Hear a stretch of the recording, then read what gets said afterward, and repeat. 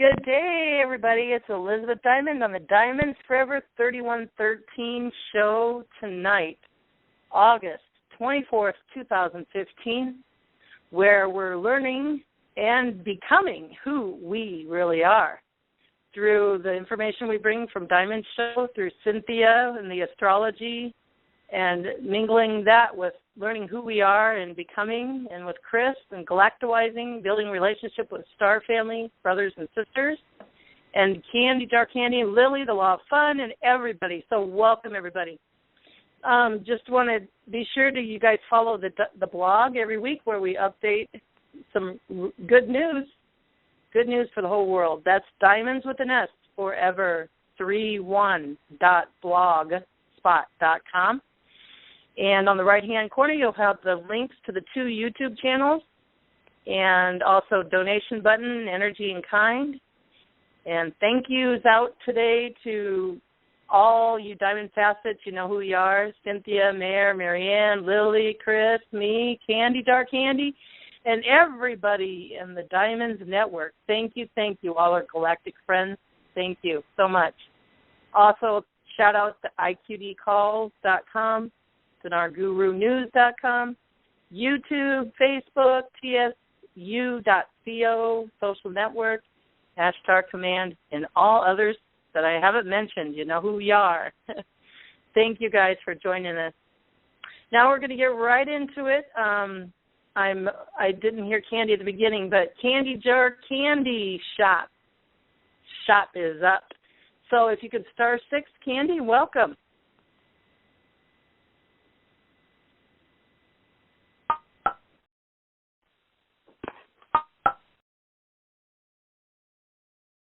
Okay, Candy, are you on the other side? I just unlocked the other side. Star 6. Maybe she forgot. Who knows nowadays? So, am I on? Let's see.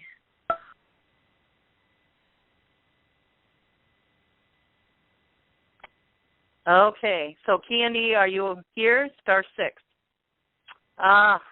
Okay, well, I should have called her today.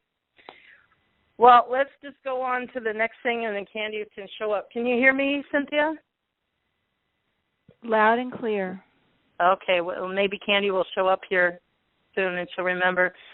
There's something happened to me this week. I want to start with that. And my son and his girlfriend had visited me a couple times in the last 2 or 3 weeks, and you know how it's going in the world.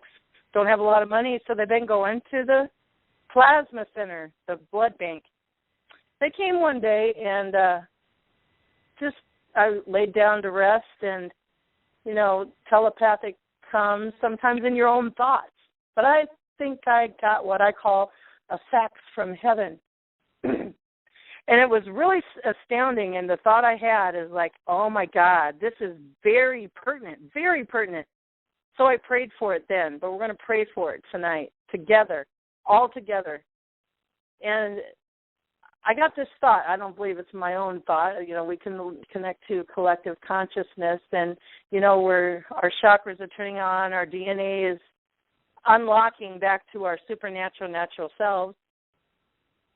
So I got this thought, and I imagined. So let me just start the prayer. Cynthia, you can add, and then we're going to repeat it together, all together with all voices, okay? So I just call in any beings that can help. All beings that have been working with us that are for the highest good of all concerned. I call in the divine flame of living love, calling collective consciousness. And I call in everything attached and working with in a multi-dimensional level, all levels, with this prayer request that I'm bringing forth. And I thank you for coming. And the prayer request is to pray for everybody's blood that has been given at the blood bank, for everybody's plasma that is taken from the blood bank, from anybody's inside sources from their body that has been taken and put in a bag, and we got paid money and being used for what they say is the highest good of all concern. So if that's a fact, I just want to put the law of one symbol in each blood bag, plasma bag, every body liquid bag. And we want to pray the law of one over that. And we want to pray for just not now that it's going on this moment. Every symbol goes into each bag. But from any time on in the future, from this very moment in the future and into the past. And Cynthia, if you want to add to that request, and then we'll pray the prayer one over that. Yeah, I would like to add to that. I would like to add that every ceremony and ritual that is done now and from now on, and I would like this to be retroactive into the past, by anyone at any time for any reason, consciously or unconsciously, be transformed by the law of one into the law of one. In other words, I am praying that through omnipresent, omnipotent, omniscient consciousness that creates everything, sustains everything, and experiences through everything, to activate in all ceremonies and rituals, known and unknown, seen and unseen, of whatever kind they may be, a transformation and transmutation into a ritual for the law of one. And let's say the law of one now. Absolutely. So we're going to say the law of one now. Let me unmute the room, and then when I get done, you guys can *6 to come in. I want all the moderators to *6 unmute so you can repeat it after Cynthia. Hold on, Cynthia.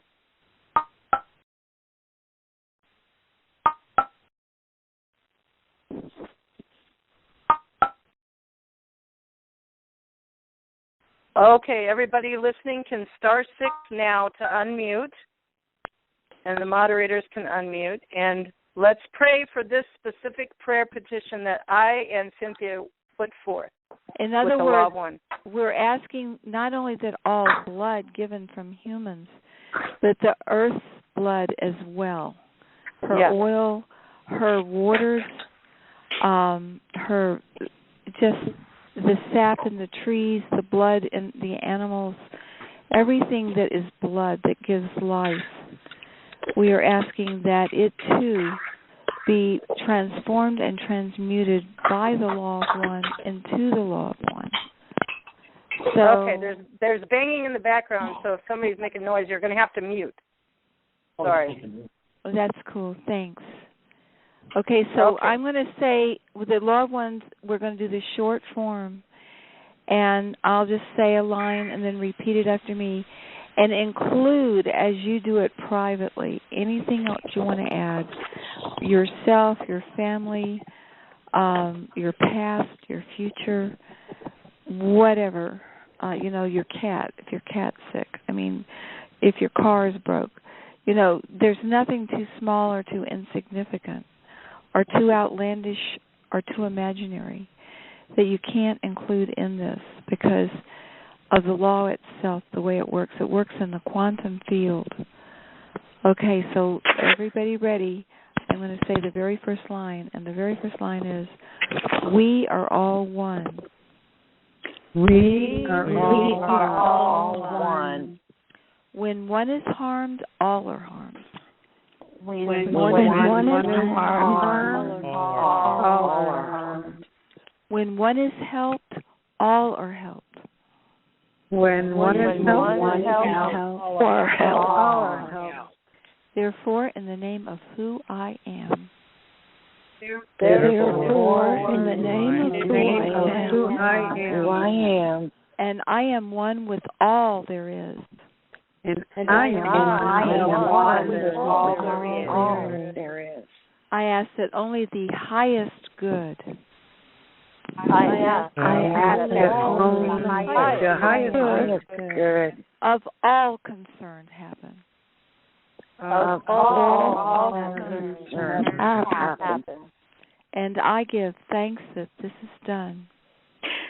And I give thanks that this is done.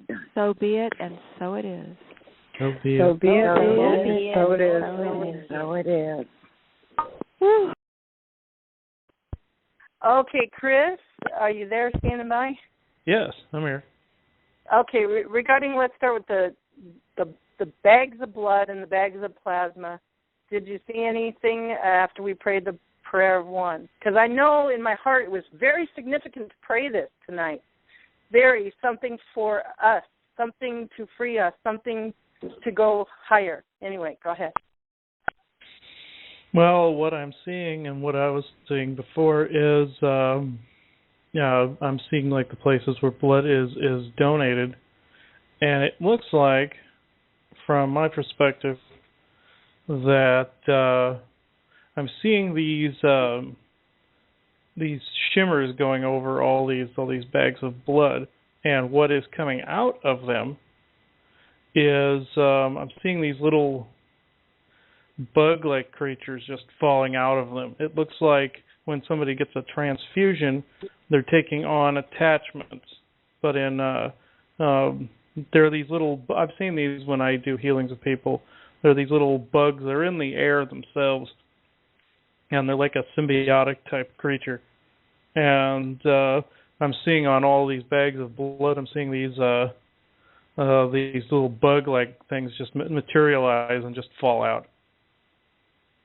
And why they were in the bags of blood, I don't know, but Beautiful. That's pretty much what happened. I can see the scene fade. It was just I can see all these little creatures just falling out. Okay, well let me add the other half to it that I intuition when I was prayed this week earlier, that it was significant because of that, and because somehow, some way, it sounds kind of gross, there's a being or more than one beings that are, and even that are drinking the blood, you know. But guess what? Now the blood and plasma, which they were feeding on to get their energy, has the law of one. So this is going to help every being that's been drinking it or whatever they're doing with it, even if it's for bad. It's going to turn to the highest good of all concerned because they're drinking the law of one. Glory be. Yep. Glory, I can glory. see that. Yep. Thank you for sharing that, Chris. Did I hear Candy? That's right. This is Candy from the Candy Shop Show. Okay, Candy, let me, 1 second. Thank you, Chris, and Cynthia. We'll get back with you here. And before Candy comes in, she had requested that this is an international phone line. And so I blogged today on the bottom of a big, long, beautiful article Cynthia actually sent out. The international numbers, it's at the very bottom. But Canada's international number, if you want to call this live, is supposedly supposed to be free. Canada 605-781-0006.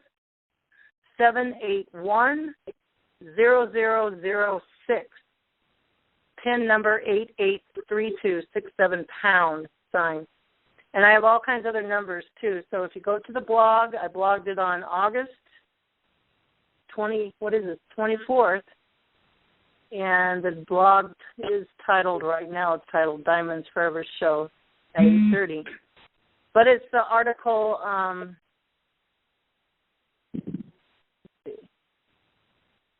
September 2015, Dates of Significance by James Harkin on Friday, August 21st. That's a really good stuff. Thanks, Cynthia, for sending that. All right, Candy Jar Candy, come and do your candy shop spot. Okay, Elizabeth. Boy, didn't we have fun on the Diamond Network show Thursday night. It was just great working with you and talking about Anastasia. And you know, Chris has channeled Anastasia, and that YouTube is up on your blog. And I want to remind folks to be sure.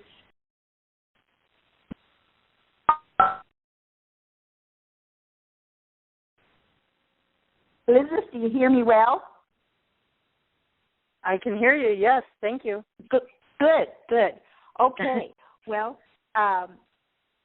so Chris says that if there's more of us on the calls, he has more energy, that it's all shared, and he doesn't get as exhausted. And I was really pleased that, recently we had 24 on Monday night's call, and we've got over 15 tonight. And so it's really important that people call in live to help share the energy with Chris. And as I was quoting from Anastasia by McGree, there are lots of rituals that we're supposed to do in lifestyles and finding out who we really are so that we can increase our energy and so that we can, share our energy with Chris and others and not feel depleted, and how we increase the energy with a lot of the things that Cynthia and shares with us, and with the mantras and things like that, and drinking dew in the mornings. Here in the Midwest, we certainly have a lot of dew recently. So this is just really important for us to do.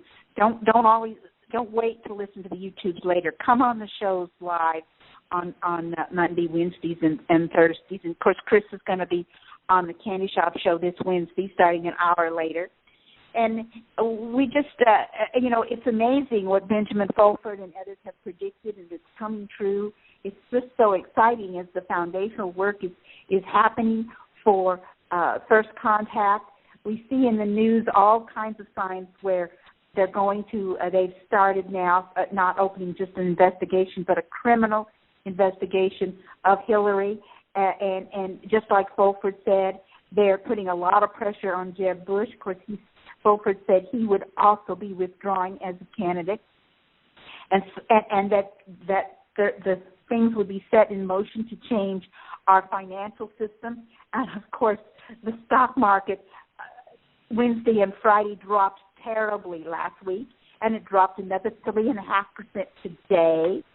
So in the last 7 days, the stock market has dropped over 9%. This has never happened before, and so we can just be thrilled that things are being set in motion for the changes that are coming. And yes, it seems amazing to us that that the oceans are warming up, that the sharks and whales are beaching, and that gas mains are exploding, and water pipes are exploding.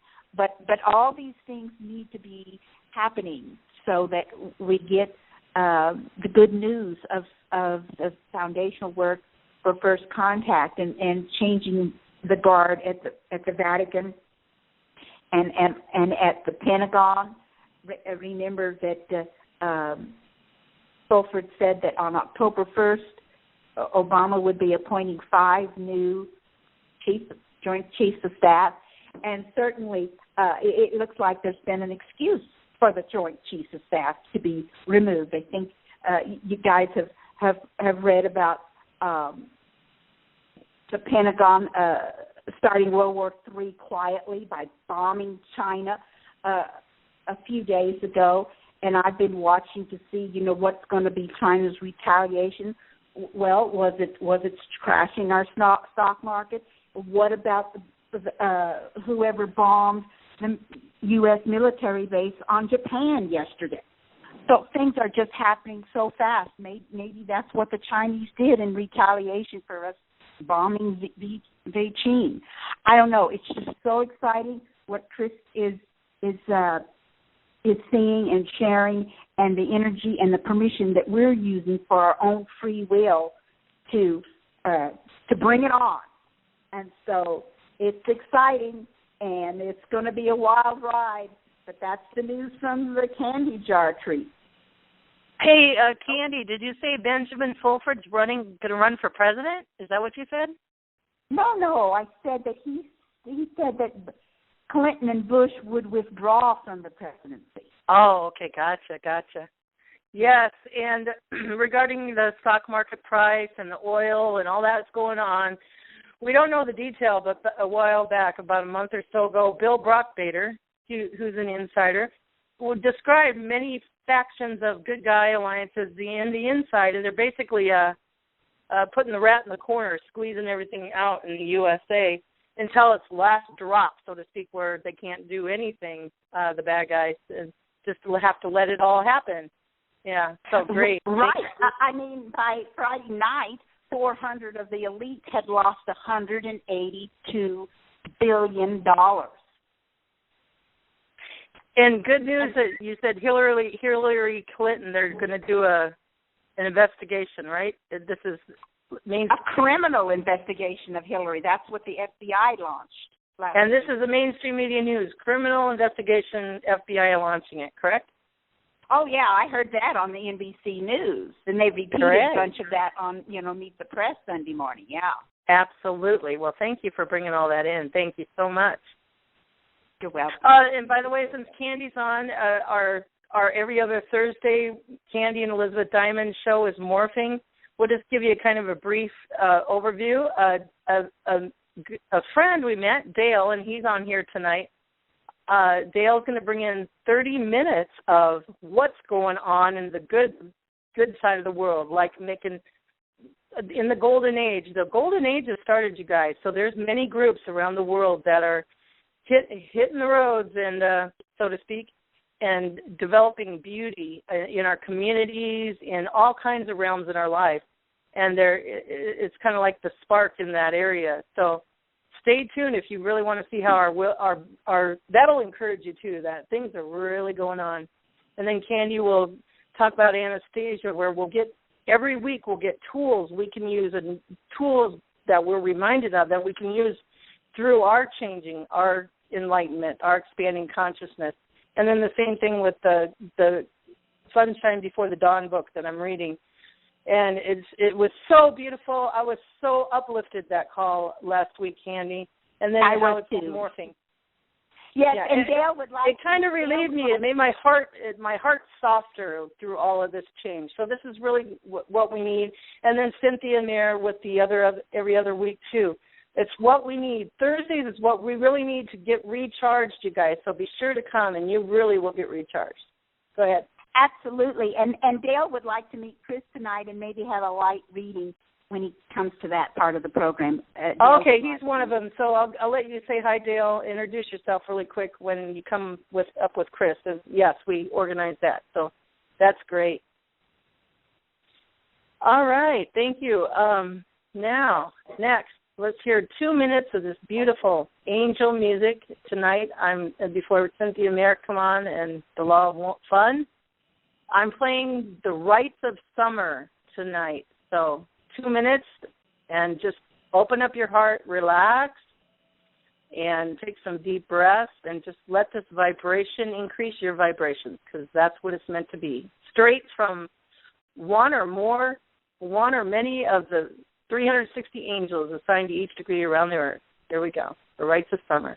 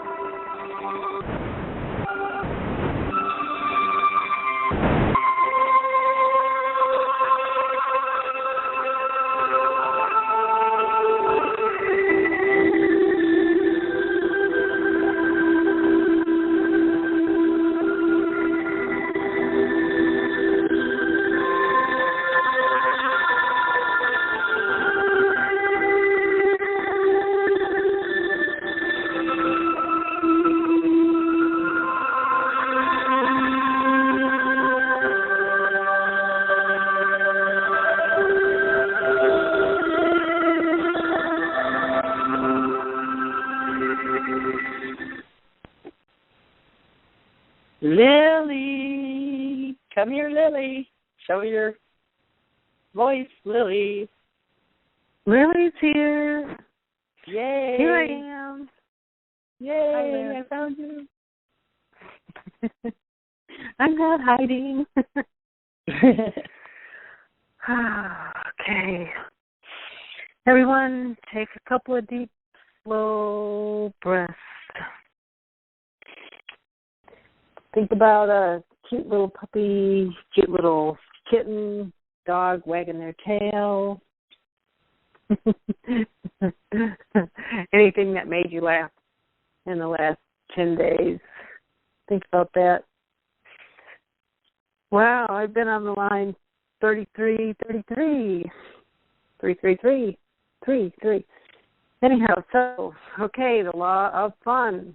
Are you ready? And remember, the brain doesn't know the difference in a fake laugh or the real thing. So whatever you got to do to get the ha-ha going, ha.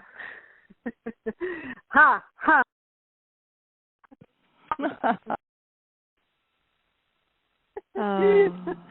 Oh, come on, girls and guys. This is the best part. This is the real truth. This is the truth. Oh my.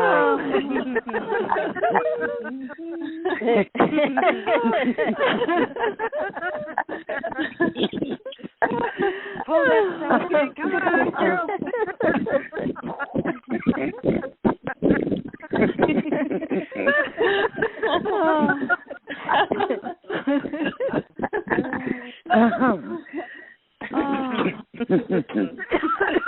Hey, I just had an insight. We're making a joyful noise unto the Lord. Oh, yeah. Yeah.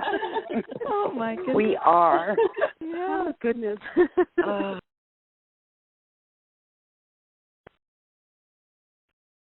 Beautiful. Beautiful flowers, just opening up with a joyful noise. Lily and the Law of Fun, thank you for bringing some fun. And we can't you're stop welcome. here. Thank you. Thank you for allowing me. Yes, you're allowed. Okay, well, we'll bring our beautiful sisters on, Cynthia Twinkle Star and Marianne and Mare the Stars, to give us our weekly update on where we're at. We are at. We ourselves individually. Oh, there you go. It's like anyone's going to tell us where we're at. Listen, I'm looking at this full moon chart for next Saturday. But before we even go there, let me remind everybody, as Candy Shop Candy told us, it's really getting exciting. Now, she relayed some of the obvious war volleys, the stock market crash, that airport thing, the bombs, and all this stuff that's going on. And I've got a few more here that's related to this full moon. And I'm just going to give you a few. For example, Rabbi Chaim Kanievsky, and I'm not sure I pronounced his name right, stated that the Messiah will be returning at the end of the sabbatical year, which is the 29th day of Elul, which Sorry, Cynthia. Sorry, you have to start again. Somebody needs to star 6. They're banging in the background. Star 6, the moderator. Thank you. Sorry, yeah, Cynthia. y'all. These guys, these calls are being recorded, and it's just keeping it real nice and sweet, and no, background noise. So thank you so very much. But anyway, I'm going to try to pronounce it again. Wish me luck. Rabbi Chaim Kanievsky stated that the Messiah will be returning at the end of the sabbatical year, which is the 29th day of Elul, which falls on Saturday, September 12th. So that's one volley, okay? That the Messiah is supposed to be returning according to these prophecies on Saturday, September 12th. So guess what happens September 12th? There's the Madonna concert. Where? In Washington, D.C., with the opening theme, the desecration of the bride and arrival of the fallen angels, the very same day. And this is what's called the Shemitah year. And the final date of this 7-year cycle ends on September 13th, the very next day. Rosh Hashanah, the Feast of the Trumpets, the Jewish New Year, the anniversary of the creation of Adam and Eve, sounding the shofar guess what? The next day, September 13th through the 15th. And there's just a whole bunch more, and I'm just going to leave it there to show you how there's all these sacred days, including with the Mayan calendar, that's happening during September, and almost with every last one of them, there's like 2 more Madonna concerts. There's you can see the volley between the black magicians and the ancient teachings.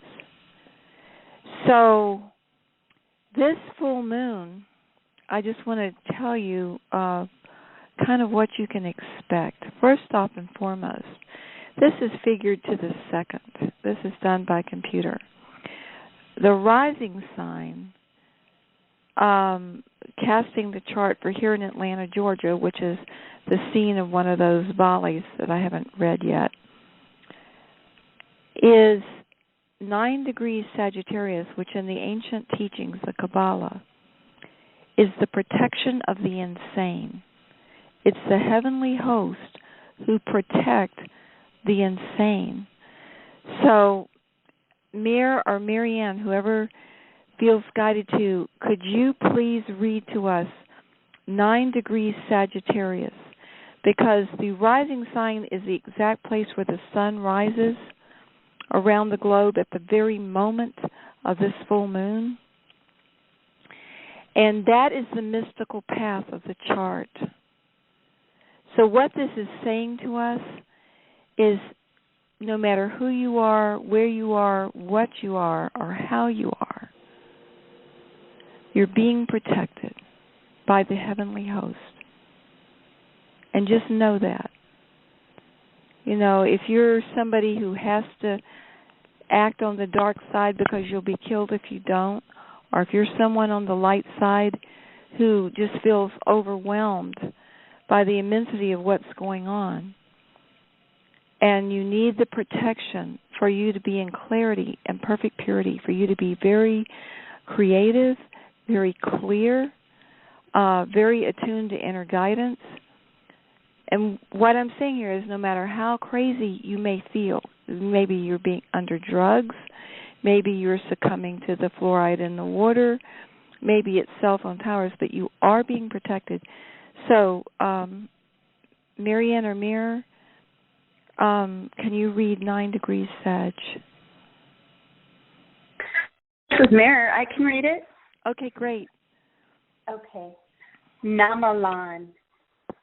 Namalon. The angels of protection for the insane. Beloved, we protect insane people and the mentally infirm who by fate are not to be met with any evils. We protect those who suffer from spells, seizures, and fits. On the path of seeking higher consciousness and sublime happiness, a person goes through changes in awareness and emotions. At many points in the process of transformation, divine willpower embedded in the physical body temple is aroused so that a person enters powerful altered states of consciousness. Some of these states can be overwhelming. They may be sporadic or persistent. Strong protection by the heavenly host is required during these passages. In times of dramatic changes in life, especially as strong emotional reactions are triggered, people experience restructuring in their perception of reality. Some of these states are very intense and disorienting, taking the person out of ordinary awareness. Sometimes shifts are so destabling that the chaotic, passionate feelings magnetically attract corresponding powerful intelligences or beings from various levels in the astral plane. These beings have a life of their own and can take over a person's body and consciousness like an unwelcome guest. Some of these influences can make a person lose their grip on thought processes, hearing and seeing what is imperceptible to others, losing control of the body. Addictive substances like alcohol and some drugs can make such a person even more susceptible to the powerful influences of this nature. The preferable option is to use the law of one in an atmosphere of love, letting emotions be felt in a safe way.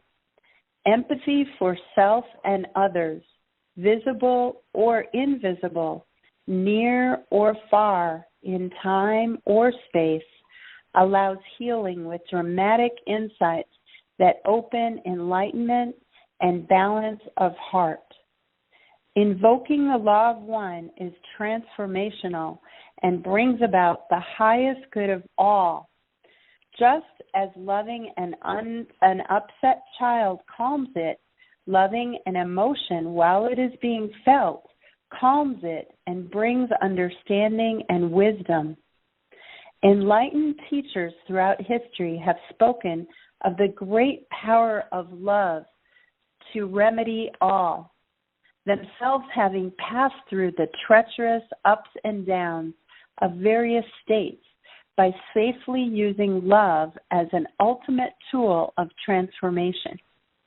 In cases of disorientation or insanity, the will and mind or spirit heals as well as the heart and body when frightening and painful emotions are allowed to flow and transform in a loving, therapeutic way.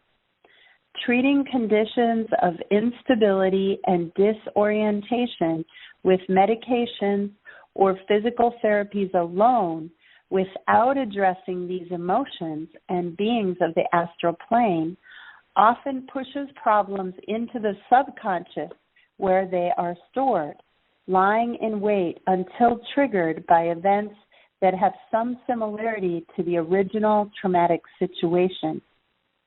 Remember that everything exists on the continuum of energy represented by being, will, mind, emotion, and form, or delta, theta, alpha, and beta states. An imbalance, sudden change, or toxic condition on any level affects other levels and can lead to disorientation. No matter what level initiates the problem, lovingly working with emotions and using the law of one is an enlightened path of healing. Address all four levels equally to gain the real cure. Through the virtues of Namalan, we protect those who are going through shifting realities. By meditating on these virtues, humans protect and heal themselves and each other when encountering unusual states in consciousness and feelings. Namalan. So right the off angels the of protection for the insane. Excuse my throat here. So right off the bat, what this is saying is pretty much what the people that were predicting the Wave X stuff is saying, that this is just going to be a dramatic time for us in consciousness. And it's on a biological level, and it's affecting everything in the earth, not just humans, but animals, the minerals. It's going down into the core of the earth. Everything is shifting realities right now. And so this is a sudden change of consciousness. It's like everybody tripping on LSD suddenly. And we are being protected, is what this is saying, that whatever needs to happen for each and every one of us and everything to be protected while we're going through these changes is being provided. So that's huge. And another thing is that the symbol in the astrology for the dark forces falls in the 7th house. And notice that the Madonna concert is the desecration of the bride and the arrival of the dark angels. Well, the 7th house in this chart the gateway to the 7th house, the cusp of it, where it goes from the 6th house to the 7th, is exactly conjunct to the 2nd with the part of fortune. Now, the part of fortune is a place where just almost magical good fortune occurs. Both of them are at 8 degrees Gemini in 22 minutes. That means the part of fortune for both the cusp of the house and the cusp of and the part of fortune is exactly the same point. And this is the next one. I haven't been watching the time. I hope we have time for this. It is Timoran, the heavenly host of harmony and introspection. Now notice how harmony and introspection contrast with protection of the insane. Now the exact place of the dark agenda is at 6 degrees Cancer, which is the place of telepathy. So they are hoping these rituals, there's the obvious ones like, the desecration of the bride and the arrival of the dark angels, but there's other ones hidden behind the scenes. The Pope is going to be over here. There's a Mecca pilgrimage, Hajj, the day of Arafat. There's the Eid al-Adha, the Feast of Sacrifice, the Muslim time of sacrifice. There's the Hebrew New Year. Let's see, it says here June 7th, 1967 falls in the Hebrew year 5727, adding 49 prophetic years, which is 7 times 7, I believe, which is the number of divine love. We arrive in the Hebrew year 5776, which is 2015 on the Gregorian calendar. If one counts exactly 49 360-day prophetic years, which is 17,640 days from June 7, 1967, the date of Jerusalem's recapture, we arrive at September 23, the Day of Atonement. And there's a lot about September 23. I mean, there's just too many for me to read right now. I don't have time. For example, the Pope will be addressing the U.S. Congress on September 24th, the first time in world history. That's just right. That's the same day as another Madonna concert, this time in Philadelphia. Again, desecration of the bride and arrival of the fallen angels. The Mayan calendar is involved with this. And the Pope will be visiting the Church of Philadelphia, same place where Madonna is, on September 26th.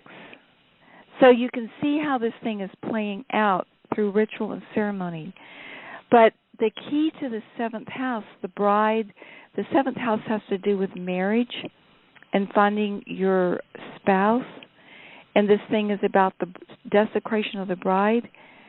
The gateway to this house, exactly conjunct the most fortunate place in the whole chart, at the place of harmony and introspection. So let's end on that note. I could say a whole lot more. Well, the one thing I do want to say is this. The North Node is conjunct to the degree. The North Node is at 2 degrees Libra and 11 minutes, and the Mercury is 2 degrees Libra and 33 minutes. 11 and 33 master numbers. You round those up because both of them have been through the entire 2nd degree, and one is 11 minutes into the 3rd, and Mercury is 33 minutes into the 3rd, and guess what that is? And believe me, y'all, the North Node is the final outcome. You want to know what the final outcome of this chart is? Hold on to your seats. Guess what it is? The protection of animals. The heavenly host intervening to protect who? The whales that are beaching, the creatures of the sea, the chickens and the cows, the birds of the air, the bees, the animals are being protected. This is a big deal. And Mercury and the North Node exactly conjunct there. Do you realize that during this full moon, the moon and Earth are exactly conjunct. During this full moon, the North Node in Mercury exactly conjunct. The part of fortune and the gateway to the 7th house exactly conjunct. And there's other ones that are just about as astounding in here. For example, the sun is 1 degree from being exactly conjunct with Vulcan. Guess what the sun is? The sun is language and writing, the heavenly host of language and writing.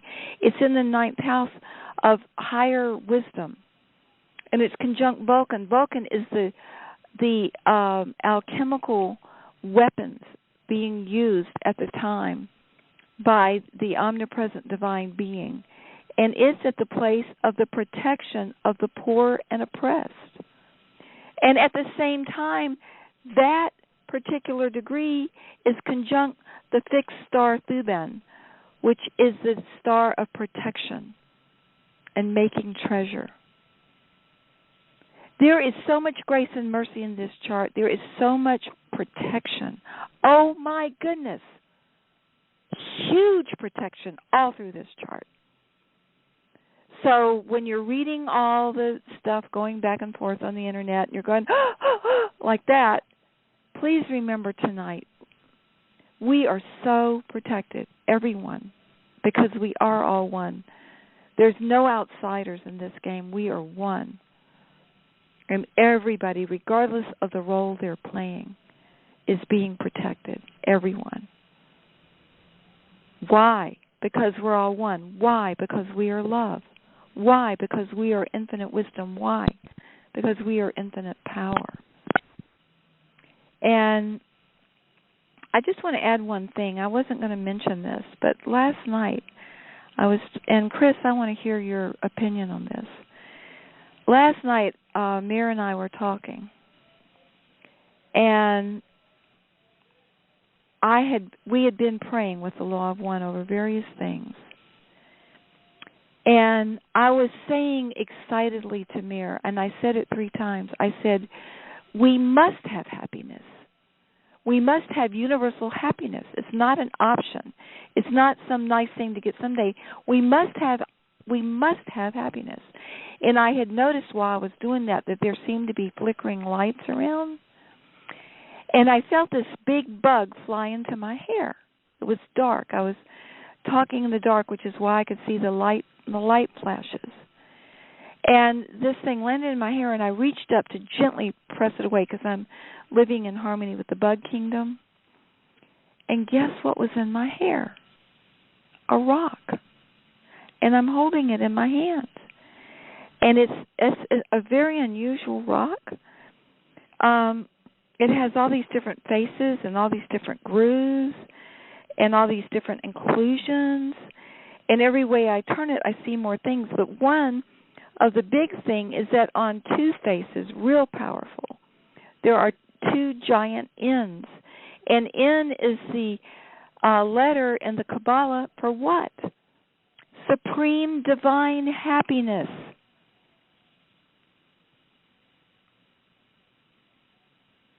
So, Chris, and you know, if I ask you to do this, if there's any issue in doing it, just feel free to say no. But I would love to hear what you get on this because I'm holding this rock in my hand. And there is no way that rock could have been in my hair. I have thin, fine, straight hair just hanging down. I was sitting here in my chair. There were no rocks around. I've never seen this rock before. And I pulled it out of my hair. I'm going to wear it all the time. Go ahead, Chris. I would love to hear what you're getting on this. Well, the first thing I saw was a little ball of energy or something that was near you that threw it into your hair. Okay, that's what I saw. Yeah, it's like I see like a little hand or something just kind of flick it at you. Yeah, that makes sense because out of the corner of my eye, I saw something, and my mind interpreted it as a fairly large bug. But it makes sense that it would be a hand because it was, you know, I could see how I could have misinterpreted it because it was just out of the corner of my eye that I saw something, and then I felt it hit my hair. Yeah, I'm seeing like it's an orb, but I see eyes and I see like a single hand. It isn't really more of an orb. It's more of a an opening. It looks like where somebody's reaching through. Yep. And okay, let me see. I'm trying to see who this is. So I know you have a lot of these on your property. There's a lot of orb beings. The Ra group doesn't just all get credit for this, but let me see, a lot of spherical type entities. So yeah, I just see like these eyes and one little arm, and probably about the size of a golf ball. And let me see. I'm trying to see who this looks like. And this resembles a race of beings that I've dealt with before. They're called the Seons. And they call themselves Guardians of the Illusion. Okay. And let me see. I'm going to see if this was them. And it looks like that's who this was. They come in the form of like an orb or an energy opening to where they can speak through from their realm.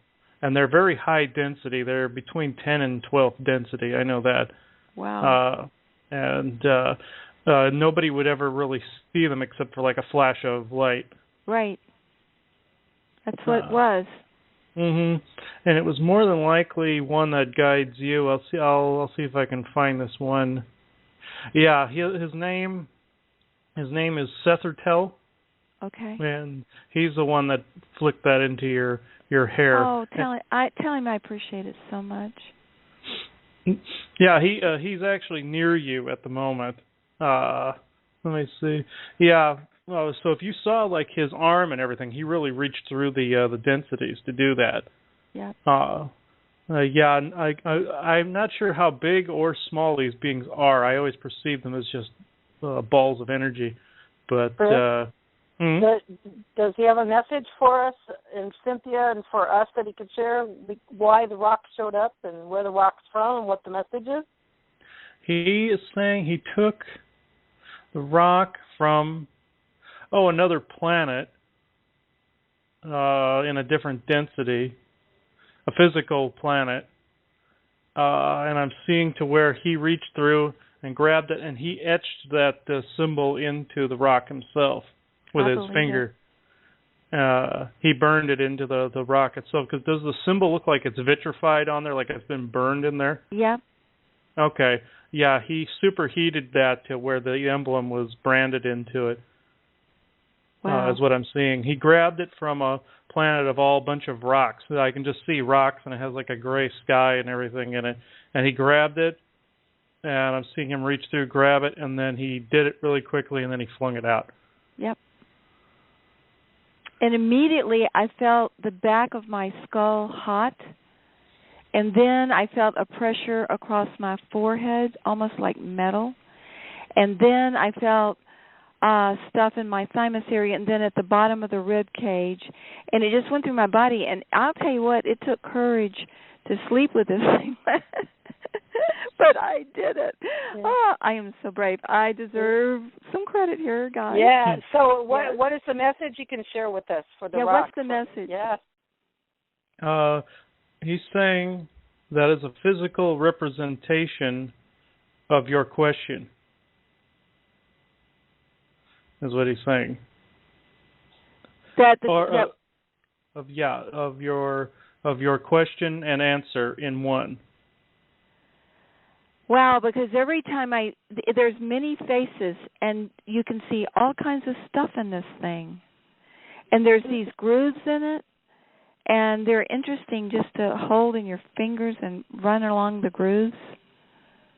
Yeah, Yeah. Oh, the dirt and everything that you're seeing on it, all the stuff that's in the grooves, that's some of the stuff that was from that planet he grabbed it from. Okay. Yeah. So it wasn't a question, she said, Chris. It was a comment. It was like a victoriously that command we have to have from her will in her heart. Yeah, that we have to have supreme happiness. Yeah.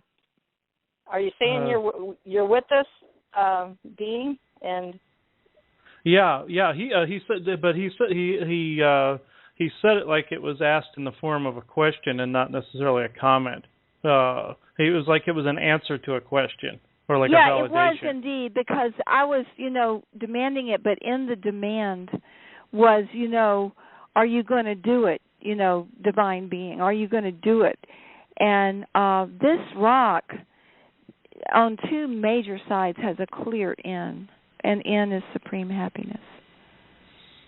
Yeah, and that was it was all of. I can see all of them now. They look like different colored orbs, like you'd think of fairies, but these they're different. They're a little bigger, and he's saying you've seen him more than once too.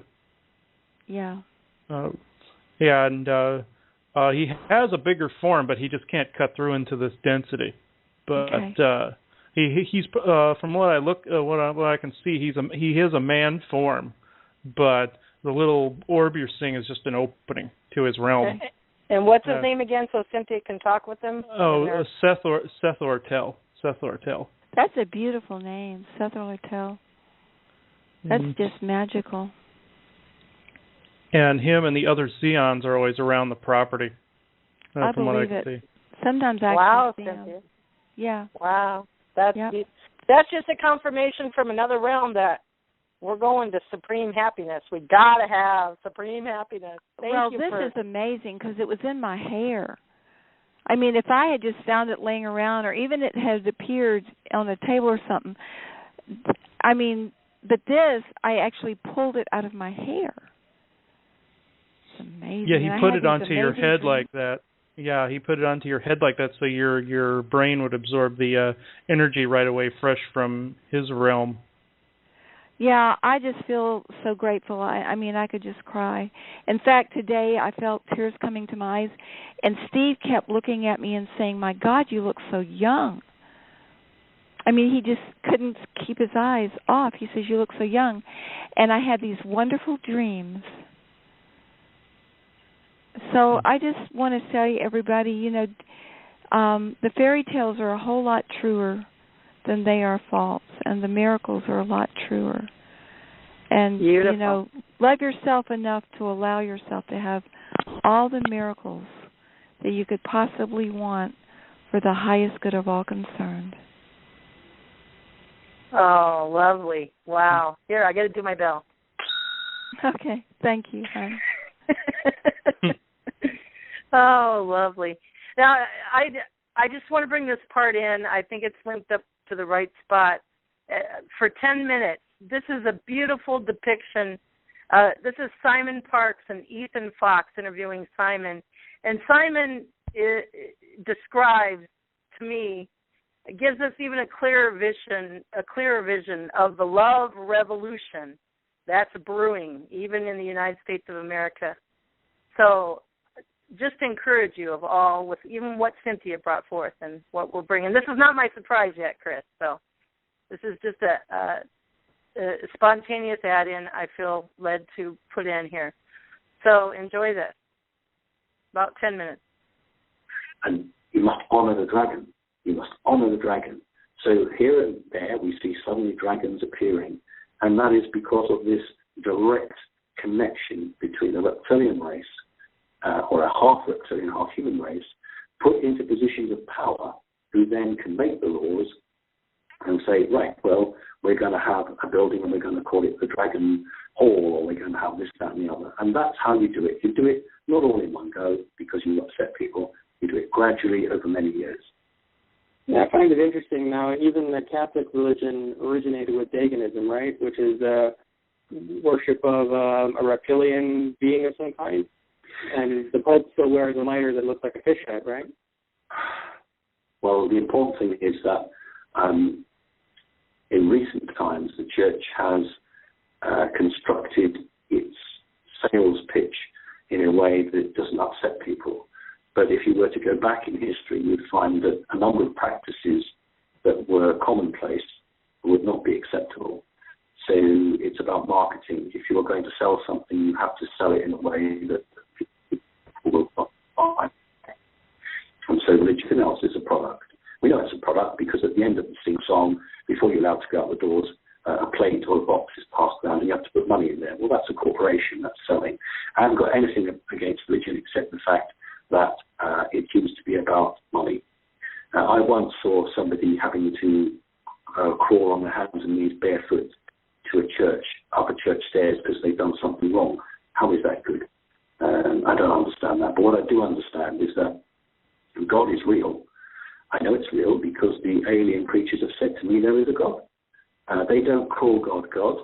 Their term for God is the undying creator. So they're telling me there's a God. I know there's a God. I don't need somebody in a very expensive robe to tell me there's a God. And by the way, if I want forgiveness, I have to go to church. And if I'm, I really say I'm very sorry, this church man won't forgive me. I don't want his forgiveness. Others may do, but I don't. So I don't have a problem with God. I have a problem with religion. Now, I watched one of your presentations where you make the connection between a lot of military societies and secret societies and the various reptilian insignias they use. And I'm also curious about, even the car maker, Alfa Romeo, has some kind of a dragon eating a human being, right? So are these all connected directly to the reptilian race that you spoke of, that that refers to itself as your father, or is it just now there are reptilian races that are more benevolent, are there not, or are they all malevolent? No, there are a number which are not just negative. There are some which are independent, and there are a small number of very positive reptilian groups. There is what we call the native reptilians. This is probably a stone too far for many people, but there is a native group of reptilians who are reasonably beneficial to the human race. And there are a number of renegades and groups that have had enough of the situation. We talked a little bit about why you might be so distressed being a Draconis reptilian. But there are groups of factions that broke away, just as in 1944, the high command of the German army tried to blow up Adolf Hitler with a bomb. So we are seeing very similar things occurring now where lesser ranking members of the family are attempting to destabilize the ruler because they see themselves as a Titanic going down. In terms of multinational companies, if I was, I'm not, but suppose I was half reptilian and half human, and through my connections I was made head of a big corporation, the first thing I would do is change the logo, because I would want something that represents my proud family lineage. Many of these logos are steeped in history and can't be changed. So that's why many of them don't contain more reptilian-type devices, because it would be too much of a shock. But in those cases where they have been changed, then there is usually some symbology hidden in them.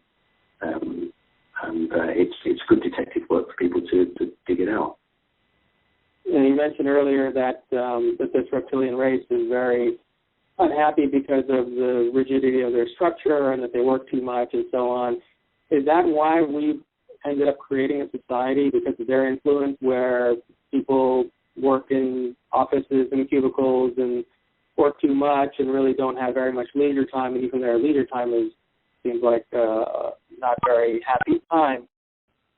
Is this their creation intentionally, that we have this society?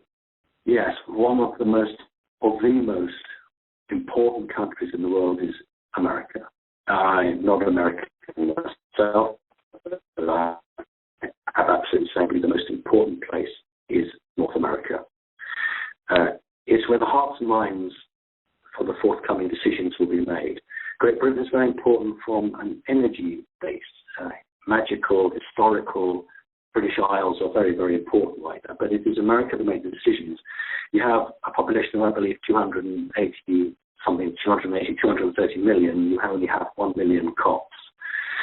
You have to control your population, and one of the ways to do that is to split people up and isolate them. It was the Germans in about 1937 that discovered what we call compartmentalization.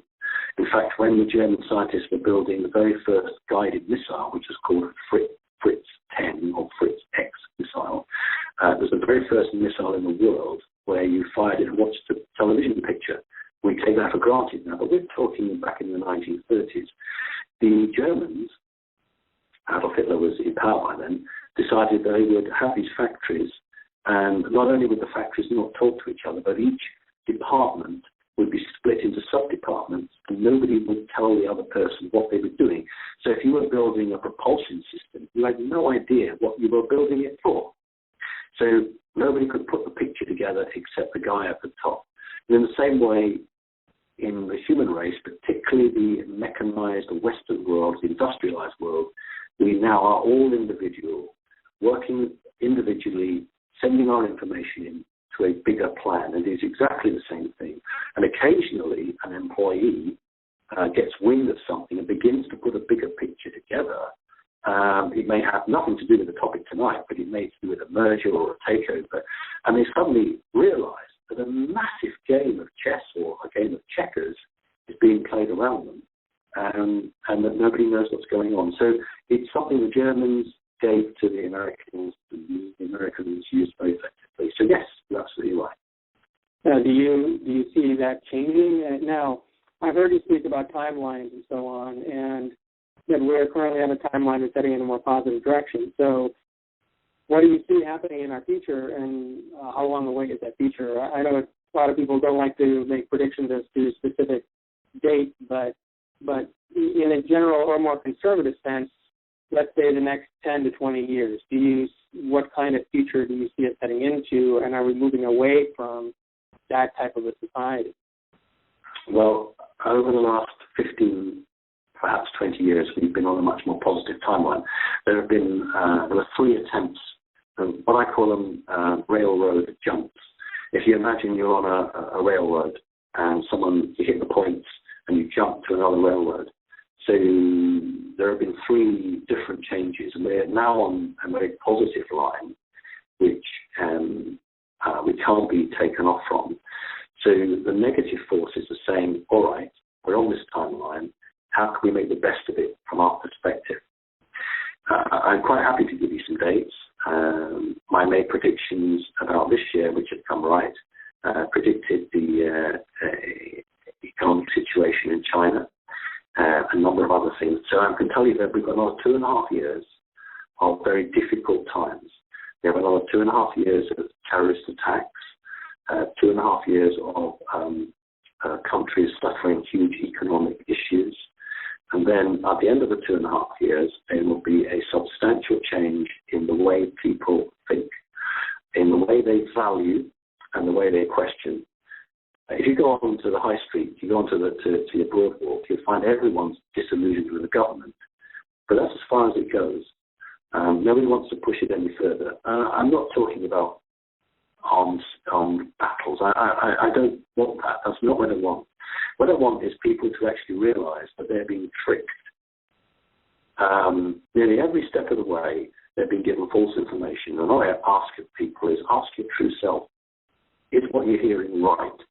Because in 2.5 years' time, a veil is going to be lifted. It's very hard to describe this. It is not a physical thing. But people will just know the truth. And they'll start rejecting what's on offer. If everybody on a Monday morning stopped going to the Walmart would have to change the way they did business. If you found out that your local store was paying a particular employee only half of what it paid everybody else, and if all those people who customers of that store went and sat outside the front door, within 1 hour, that employee would have the same wage as everybody else. Not a gun was fired, not a punch was thrown, but this is the power that people have, and the system does not want the viewers, the listeners, to realize the real power they have. You know, from a personal perspective, if everybody sat outside their gas station for one day, the prices of the pump would come right down. As long as people just keep paying the bills, doing what they do, why would the system change? So I would say 2.5 years, and we will see some very interesting changes. That's quite a substantial awakening that you're talking about, because it doesn't seem like the mainstream is anywhere near that, although those of us who are part of this conversation obviously are waking up quite a bit. So in terms of extraterrestrial contact, do you anticipate any time in the foreseeable future where we will have physical contact, or is this things like this conversation and this ever-growing community of people who are opening up to multidimensional contact and also interacting maybe in similar ways as you are, is this what that contact is going to be, but not necessarily physical? Right, you start off with a statement, and then you ask a question, but I'll take the statement. Imagine a tower block, and then 3 floors of the tower block are in control, and 120 stories underneath are not part of that control. The 3 floors still send out information and false information 24 hours a day. But it doesn't mean that the rest of the tower block are actually taking any notice of them. And there comes a point when the guys on the top 3 floors actually realize that they're redundant because nobody underneath them is taking the blindest bit of notice to them. That is the situation we are almost at now. You have the elite who control the mass media, and they are pumping out this stuff, but it's having less and less effect on the public. And, if I was a guy working in the established media, I'd be really having a problem because I was having to push a story which I knew wasn't true, that I know wasn't being bought by the public, but hey, I'm getting a paycheck for it. So that's the situation we have. Now, in terms of when will we have contact, I understand the question, but I have to be a bit pedantic and say we've already had contact. What you mean is global contact, when everybody actually understands the truth. Over a number of years now, this ultimatum has been given to the leaders of the major countries of the world that they need to tell the truth. And if they don't tell the truth, that will be taken from them. And the people of the world will be told the truth. The difficulty there is that if that responsibility is taken away from the government, they lose the way they manage the situation. Undoubtedly, there will be some panic. There will be. But there won't be anything like the panic that they pretend there will be.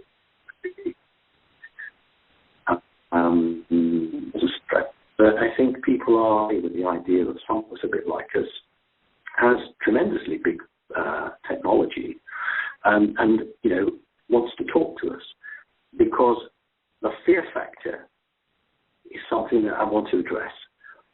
If these creatures wanted to destroy the earth, they'd have done it when we had bows and arrows. They haven't done it. So they're obviously not there's no intention on destroying the earth. So it's not about destroying the earth. The negative forces wish to maintain the status quo, their control system. There is another group of off-world creatures who actually wish a more free and open society. So this is where we're getting the problems between those who basically manage the planet and those that don't like the way that the human race is basically a slave race. And that may sound really shocking, but you know what? You get born, you get a birth certificate, just like a cow when it's going to be grown and go to market, it gets a little certificate. And I'll look at that certificate and I'll say, okay, he's born of a white race, he's a middle-class family, he's equal, if he lives till he's 60, the tax we're going to get from this person is this. That person is worth that much to us. And then, you have to pay to live in a house. You have to pay to eat. You have to pay to keep warm. You have to pay to go out anywhere. You have to pay for the planet you're born on. And then when you get sick and ill, they say, oh, you're going to have to go into a retirement home. You haven't got enough in your pension plan. Tell you what, sell your house, give us your house, and you can have the retirement home. So you leave the earth with nothing, unless you're super rich, and then you can pass on something. But most people, they leave the earth with very little. So we have a situation which is not very fair. It's not very good, unless you're the top 1% of 99% of the population, and then you're doing very well. So there are a number of off-world people who frankly see it, and they have interceded over the last few years to redress the balance. It is for humankind to develop and throw the shackles off. We can't expect Colonel Custer to come galloping in with the 7th Cavalry to save the human race. The human race is the 7th Cavalry and has to save itself. And this is the disempowerment that humans have been programmed into always looking for somebody else to save the day. They look for a leader. They look for somebody. They never look inside themselves. And that's something that we need to address. So this is something that's been inbred in our society and culturally and psychologically for hundreds of thousands, or 100,000 years at least, right? So how does the human race overcome that, in your opinion? Yes, you're absolutely right. Almost done. Sometimes it was deliberately put there. Sometimes it just occurred naturally. The strong man made it to the top. So we all got the impression that the very strong man was the right man to lead us. Because it isn't about strength, it's about your belief. It's about values and judgment. In other words, if we make a judgment that what we're seeing around us is wrong, then it doesn't matter who we put in, whether it's Democrat or Republican, Conservative or Labour, it doesn't seem to actually change anything. Yeah, sure, things have tinkered around the edges, and a very unpopular policy from last year has changed. But the fundamental change doesn't happen. The taxes still go up. The pollution still increases. It's harder and harder to feed and clothe your kids. Those things don't change. That's what needs to change, and that isn't the strong man that's required. That's a root and branch change. If you've got a big house, knock it down, take out the foundations, and rebuild it again. The established media never told the truth about the revolution in Iceland. They never said it on America or British television except with the very smallest covering. And your viewers and listeners may be surprised to know that ordinary men and women on the street went in to the lawmakers' chamber, the Icelandic government, and physically threw out their lawmakers, physically grabbed them and threw them on the street. And also your listeners and viewers may be surprised to know that they have a constitution, will have a constitution. Icelandics wrote it on Facebook. They wanted everybody to participate in that. That was a revolution that was never, ever reported, because if you showed what happened in Iceland, it could happen anywhere else. So we don't have a very free press, but the human spirit is indomitable. The human spirit cannot be broken. And so the human spirit sees all this adversity around it and cries out for an answer. And it is a matter of time before that call is heard and all individuals decide that enough is enough and they're going to do something about it. It nearly happened in what we would call the flower power age, the hippie period. It nearly had your government toppled. It nearly happened, but it was infiltrated. So there are precedents in the past history in terms of historic actions that can occur. I'm talking about presidents finally. JFK was, interestingly enough actually, the Institute for Foreign Affairs, or the Council for Foreign Relations, as it is now. Do you know that every president of America has been a member of the Council for Foreign Relations except two presidents, and one was Ronald Reagan and one was JFK, and both of them were shot. I think that tells you a great deal about just how much independence people are. No matter how good President Obama is, and actually he's a good man, he is surrounded by people who put him under impossible pressure. And this is the effect. That's why we can't rely on somebody to come do it for us. We have to do it ourselves. So that will happen in the next 2.5 years. You'll see some big changes. Okay, well, 2.5 years, they say, don't ever set anything in time. Everything's pliable with us collective consciousness. We can do things faster or slower. So just wanted to paint a picture there. Make sure.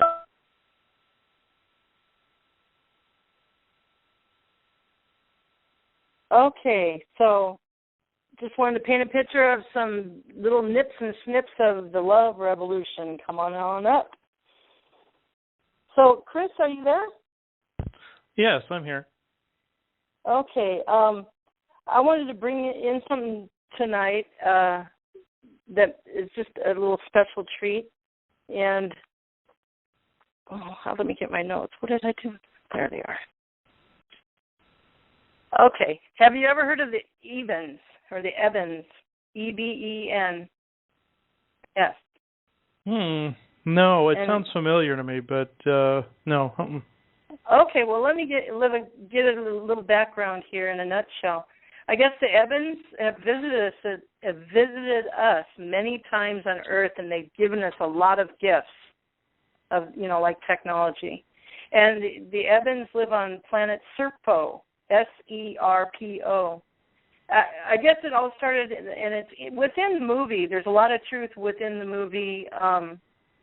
Third Encounters of the Third Kind, where that big ship comes down, and that's the Ebens. And President Kennedy signed in some order regarding the space program, and that's when the Ebens started visiting us, and many other times. But it's a long story. But I would like to call in the Ebens tonight and just say hi to them, since I heard and I hear that they're good friends of us on Earth, and we may not know it, but just wanted to call them in, and particularly when they did they groomed up 12 individuals, most of them from the military, to go with the Ebens and live on their planet for 10 years, I believe. And there's a big story regarding that. And there was a gal, they called her Ebens 2, and she translated for them. I was just wondering if she's out there. Let's see. EB2. Her name was EB2. EB2. Okay, I'll write that down. Yeah, as you were speaking, when you said Ebens, there was this being that I could. He's it's kind of blurred image, but I'm seeing a being that. Let me see here. Has light skin, lightish. I want to say orangey pinkish skin. Has an elongated skull with kind of like a head crest that goes up along the skull, kind of like a, I want to say a Klingon-esque feature, where it's kind of a head crest up the center. And I'm seeing yellowish colored eyes. I don't want to say they're reptilian. They look different. Let me see. Did you ask him if they're Ebens? Yeah, and when you asked that, I saw him shake his head. Yes. So from planet Serpo. Serpo, yes. And I always wonder where the name Serpo came from. I believe I've seen these beings before. They look very familiar to me. There's a type of gray that I had seen in the past that, it's referred to as Serpo gray, but and I'm asking if they're the same species or not, or come from the same, or are referred to as that. Okay, this being is saying yes, I can see him shaking his head. So they do come from the same planet as those other gray-esque beings. Does he know about the history of what, of us engaging with them in relationship with planet Earth, and they visited 9 times that most of us don't know about? Does he know that story a little bit? Yes, I'm seeing him shake his head, yes. Let me see. I'm not sure what density... There's a lot of detail in this story. I don't want the whole story. I just wanted... just want everybody to know that we've had visitors for a long time, which we know, but this particular Ebens was involved in something, and it's particularly EB2. Okay, when you said that, again, I saw a smaller person show up that looks like this bigger individual. They're kind of blurred a little bit, so I'm having a hard time seeing them. I'm not sure what density they let me just do the law of one. I forgot to do that. So we just say we are all one, and when one is harmed, all are harmed. When one is helped, all are helped. So therefore, in the name of who we are, and we are one with all that there is, we ask that only the highest good of all concerned come out of this conversation, galactizing with the Ebens. And okay. So it is. Thank you. Okay. This little EB2 is this little shorter version of this larger being, and they're communicating in images. Let me see. And I'm just seeing a series of images of they're like black and white photos. They're showing me images of UFO crashes over the years, UFO sightings over the years, places. I can see mountains, fields, military installations. Let me see. I'm seeing an open field with like a bunch of yellow flowers. And they are telling me these are the places where they've met people. They've actually come in contact with the everyday people. They are related to the other ones that I nicknamed the Serpo Grazer. They nicknamed themselves that. And I'm asking them, these beings are from another time frame, like the other guys that I know, and they're saying yes, they are. So is EB2 there? Can I speak with her? Yeah, I can see her. Yeah. Can you describe her, or did you already? Yeah, she looks like the other being a little bit. She looks like she's almost a hybrid between that alien species and human. Head is back a little bit. The skull is slightly elongated. There's hair down to her hips, and facial features I'm having a hard time seeing because the density is really high. But they can hear you. EB2, I honor you, respect you. I heard about some of your missions with the humans, that 10-year cycle with the humans on your planet. So namaste. Thank you for coming. And they're nodding. I can feel emotion coming from them. I just don't hear them speaking. And okay. It's emotions of let me see if I can describe this. Very complex emotions. It's a broader range than we're used to, but the core of it is I can feel that oneness coming from them. Very similar to what I do when I contact the Ra, and it's very similar. So EB2, I know the story's long. We won't get into that tonight, but I know you guys, you really are affectionate towards the human race, and I know through your journeys of visiting us many times, you gave us gifts. So one of them was a transmitter that translates your language to ours, or vice versa, and then the other was a yellow book. It was a gift from you, and those two things I would like to talk to. Those gifts, I know you gave it for. Did you mean that for those gifts for all of humanity, but yet today it's still hidden away from most of us? First of all, yes, they're nodding their heads. It was meant for every single person at the time, and the elite took control of it. Okay, they told you at the time they gave it that we'll share with humanity, but then it never happened, correct? Mm-hmm. Yes. Okay. Could you share with us your gift of the yellow book, what it is, just briefly? It's beautiful. I heard details of it, and I like to hear it from you to all of us. Yeah, I'm seeing on the cover of this book, I'm seeing a shepherd's hook symbol with like this loop underneath. Let's describe that symbol, and it's a yellow cover. It looks like almost like a hardcover book you'd find in a library, like not necessarily with dust cover, but just the hard cover. And this book describes. I'm looking at the language. The language is very complex, very pictographic, very blurry. So. They're transmitting to me that it's actually. Oh, they are in incredibly high density. Hold on. They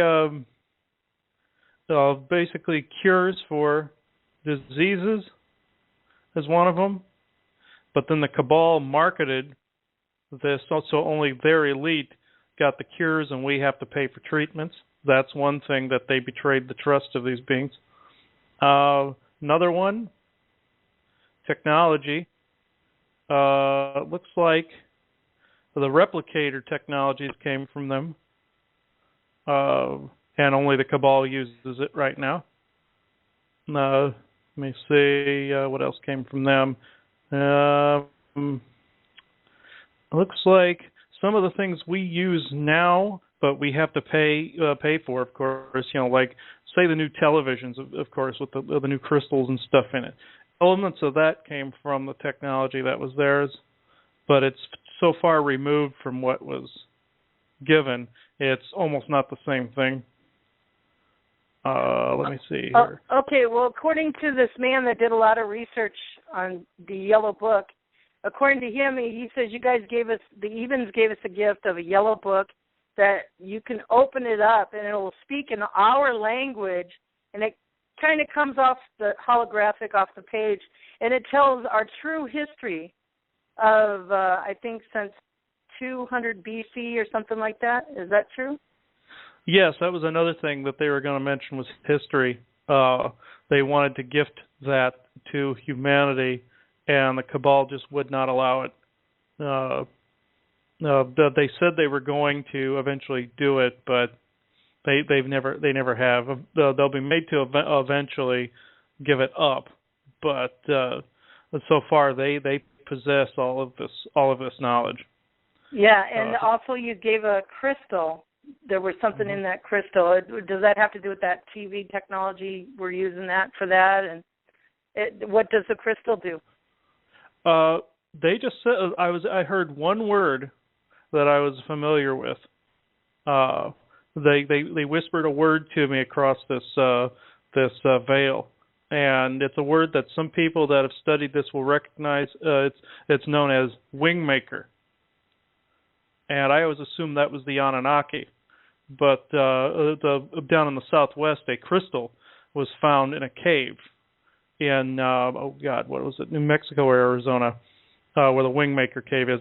Don't quote me on this. I got to look it up again. But years ago, I'll give you just a brief rundown. Years ago, there were these two people that created a website. And these two people had found this crystal and this computer disk in a cave in the southwest. And they attempted to translate all the information and share it. And since then, I have never heard of anything these two people have put out. This was in the late 90s that these people made a website. And I still have the printouts from the website. I'll have to review that. But these people are taking credit for that. They are the wingmakers. And this crystal is an informational crystal on all of history, and anything that's in this book is in that crystal. And, okay. Yeah. Would you like to share with us any other gifts that I didn't hear about and anybody else hasn't heard about that you've shared with us that are still being hidden? And by the way, EV2 was trained up to be a translator in English for these 12 people that were on that rode the ship to planet Serpo, and EV2 speaks English. Mm-hmm. Yeah, she speaks English, but she's sitting in a high density. That's why I couldn't hear them very well. That's why I heard the name Wingmaker popped up. She spoke it, and I'm gonna see if she can come down in density just a hair, so that she can talk. Okay, she peered her head through for just a few seconds and said. Here, I'm speaking verbatim what she just said. What she's saying, they hide much, they see much, and they will be made to give up much. And she went back through the veil.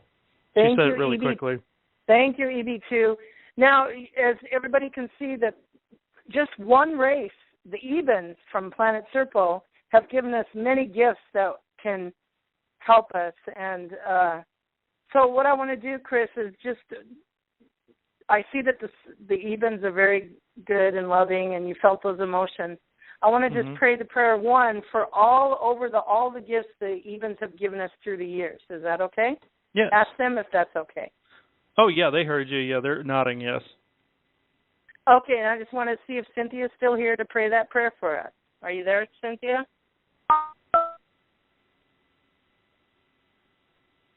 Yeah, I'm here. I just had to unmute.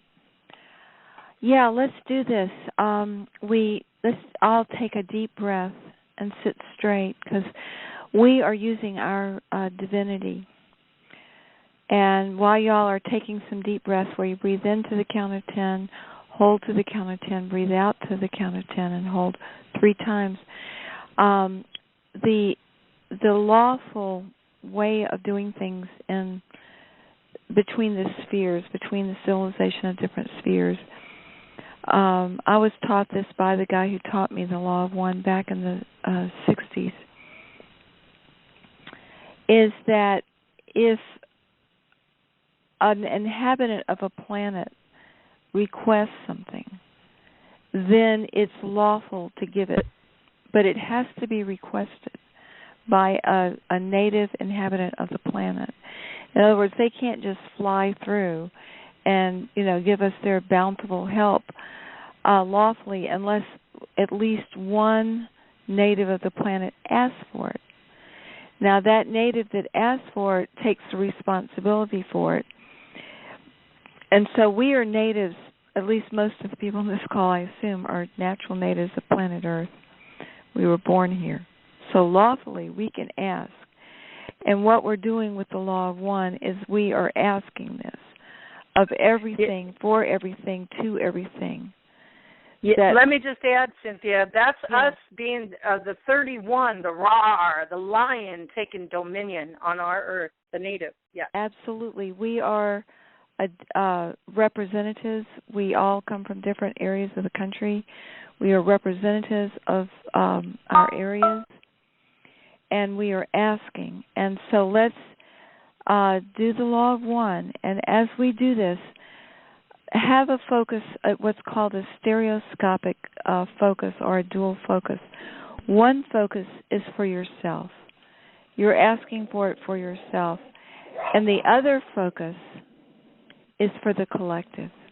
And the collective is for the planet Earth, but let's go beyond to our solar system, our galaxy, our universe, and to the multi-omniverse in all dimensions, because we're just one huge body. We're really just one person.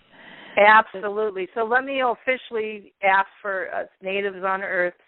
We ask for the highest good of all concerned, for all the gifts that the Ebens have shared for mankind, humanity on Earth. And then, then you pray, Cynthia, when you're finished. Okay, so we are all one.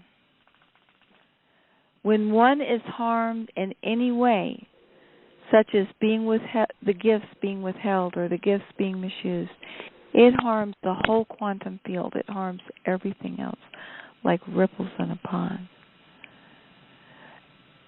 So when one is harmed, all are harmed. When one is helped, all are helped. Therefore, in the name of who I am, and I am one with all there is, I ask that only the highest good of everybody, of all, of the whole being of God, that only the highest good, from the tiniest little subatomic particle to the vast universes and everything in between, physical, emotional, mental, and spiritual, mineral, plant, animal, human, elemental, everything, that only the highest good of all concerned happen. And I give thanks that this is done. So be it. Thank you, Cynthia. Thank you.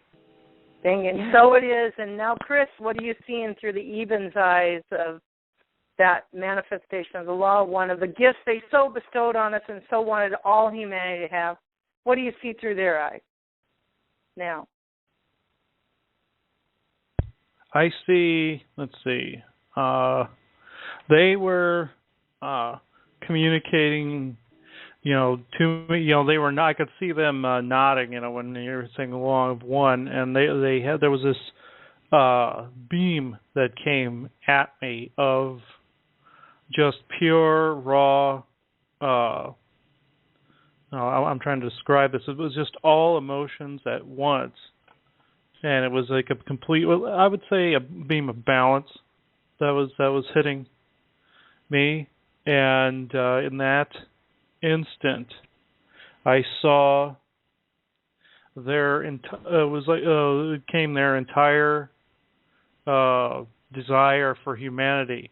And when they showed up because they were answering a call. It's not like they randomly showed up and wanted to give the gifts like what you were talking about, Cynthia. It wasn't that. They heard the call. They answered the call. But now they never got to completely answer the call until now, because since the gifts they gave were not shared, they still have to honor their contract and complete the answering of the call. And that is what they are doing, not only with us here tonight, but what they plan on doing in the not-too-distant future here on Earth, the whole planet. And if they said, like they said, they will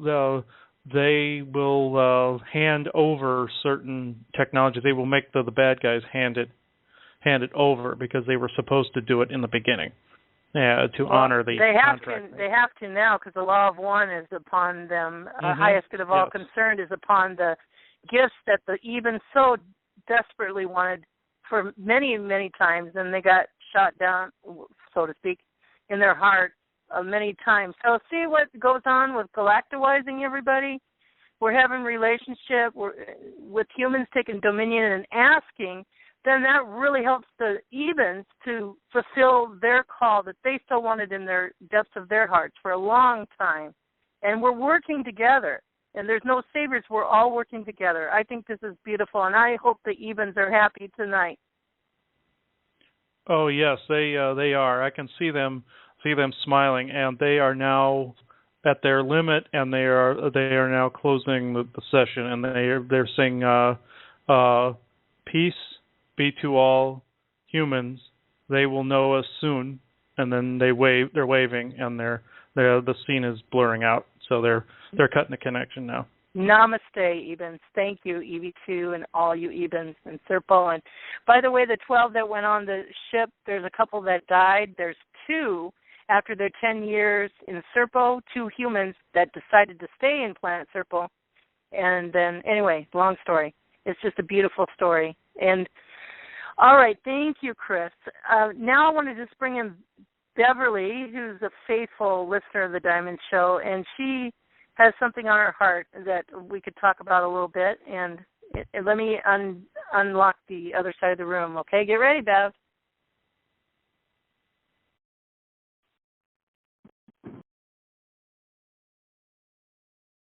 Okay. Am I muted now? There you are, girlie. Go for it. Hear me? Okay. All right. This is about the gift that we received, the American people received from Russia. It's a memorial to the 9/11 people that perished.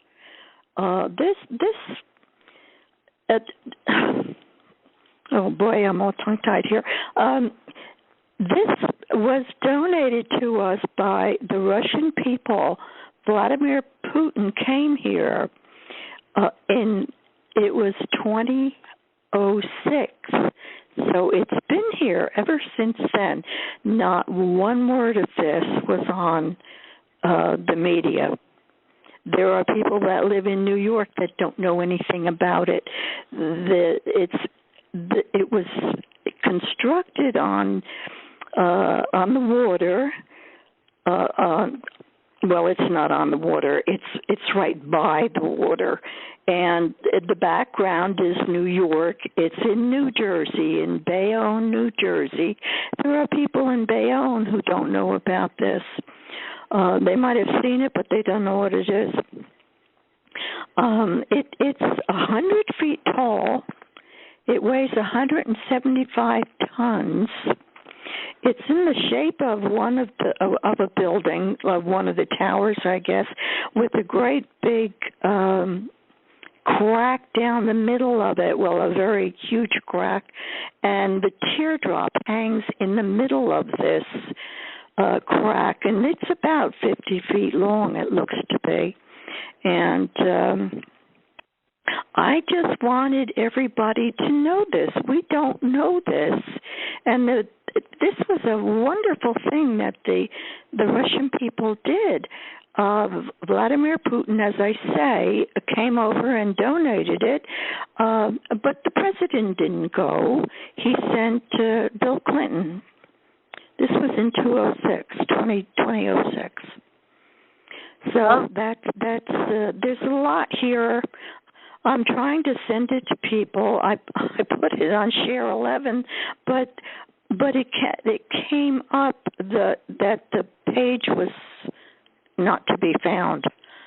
So I don't know what they're playing with now. Okay, Bev. Let's see if we can call in any beings that have a higher vision than we do right now, and just see what the significance of that is that your heart is beating for. That sounds a beautiful memorial. Oh, wow. It's absolutely stunning. Absolutely. So is there any more information that you could share with us, and if anybody knows, you guys that are listening galactic-wise? Well, this is Lily. I've read the similar article that Bev is describing, and this was the first time I had heard of it myself as well. But what's interesting about it is it's gray silver. It's sort of like it's not really, I'm trying to think of what type of silver. It's like a metal. It's like a metal, not a shiny silver, but like a very gray black. And they said that it represents a tears. Well, there was some comments that were made below that spoke to that it actually represents more of the molten metal, because like there's like a dual meaning. And when I was thinking about it, if it was a tear, I would think like a golden tear, I was, and it was interesting when I read the comment about, no, it's really a molten, represents the molten metal that melted, it's in it. And if you look at the in other words, monument, what brought the building down. Right. And it looks as if it is melting and dripping down, more. To me, when I look at the piece of art, it looks more like molten metal dripping as opposed to a tear. Well, I think they meant for it to be a tear. It could be both. I mean, many things have more than one meaning. And this perhaps has more than one meaning. And someone in down below in the comments said something about the ingenuity of Putin or the people that designed this to go further than just the tear. But I'm looking at it as a tear. And a symbol of what happened, if you want, with the molten metal. Yeah, so let's hear from our galactic brothers and sisters, too. Chris, are you there? Yes. The only thing, I wasn't getting into actual beings that came through. Well, hang on a second. Let me see here. The only thing I'm being shown is, this is kind of confusing. Give me a second. Okay. Yeah, there's a single being just pointing to something. And they're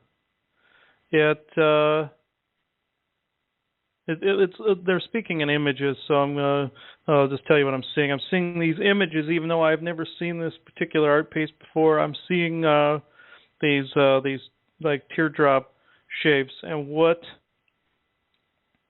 I believe there was a hidden message in there for somebody. This is what I'm picking up on. I'm going off pure intuition right now. This was a message for somebody specific, telling somebody to do something specific. And like a secret message or a code or something like that. One thing hidden within another thing.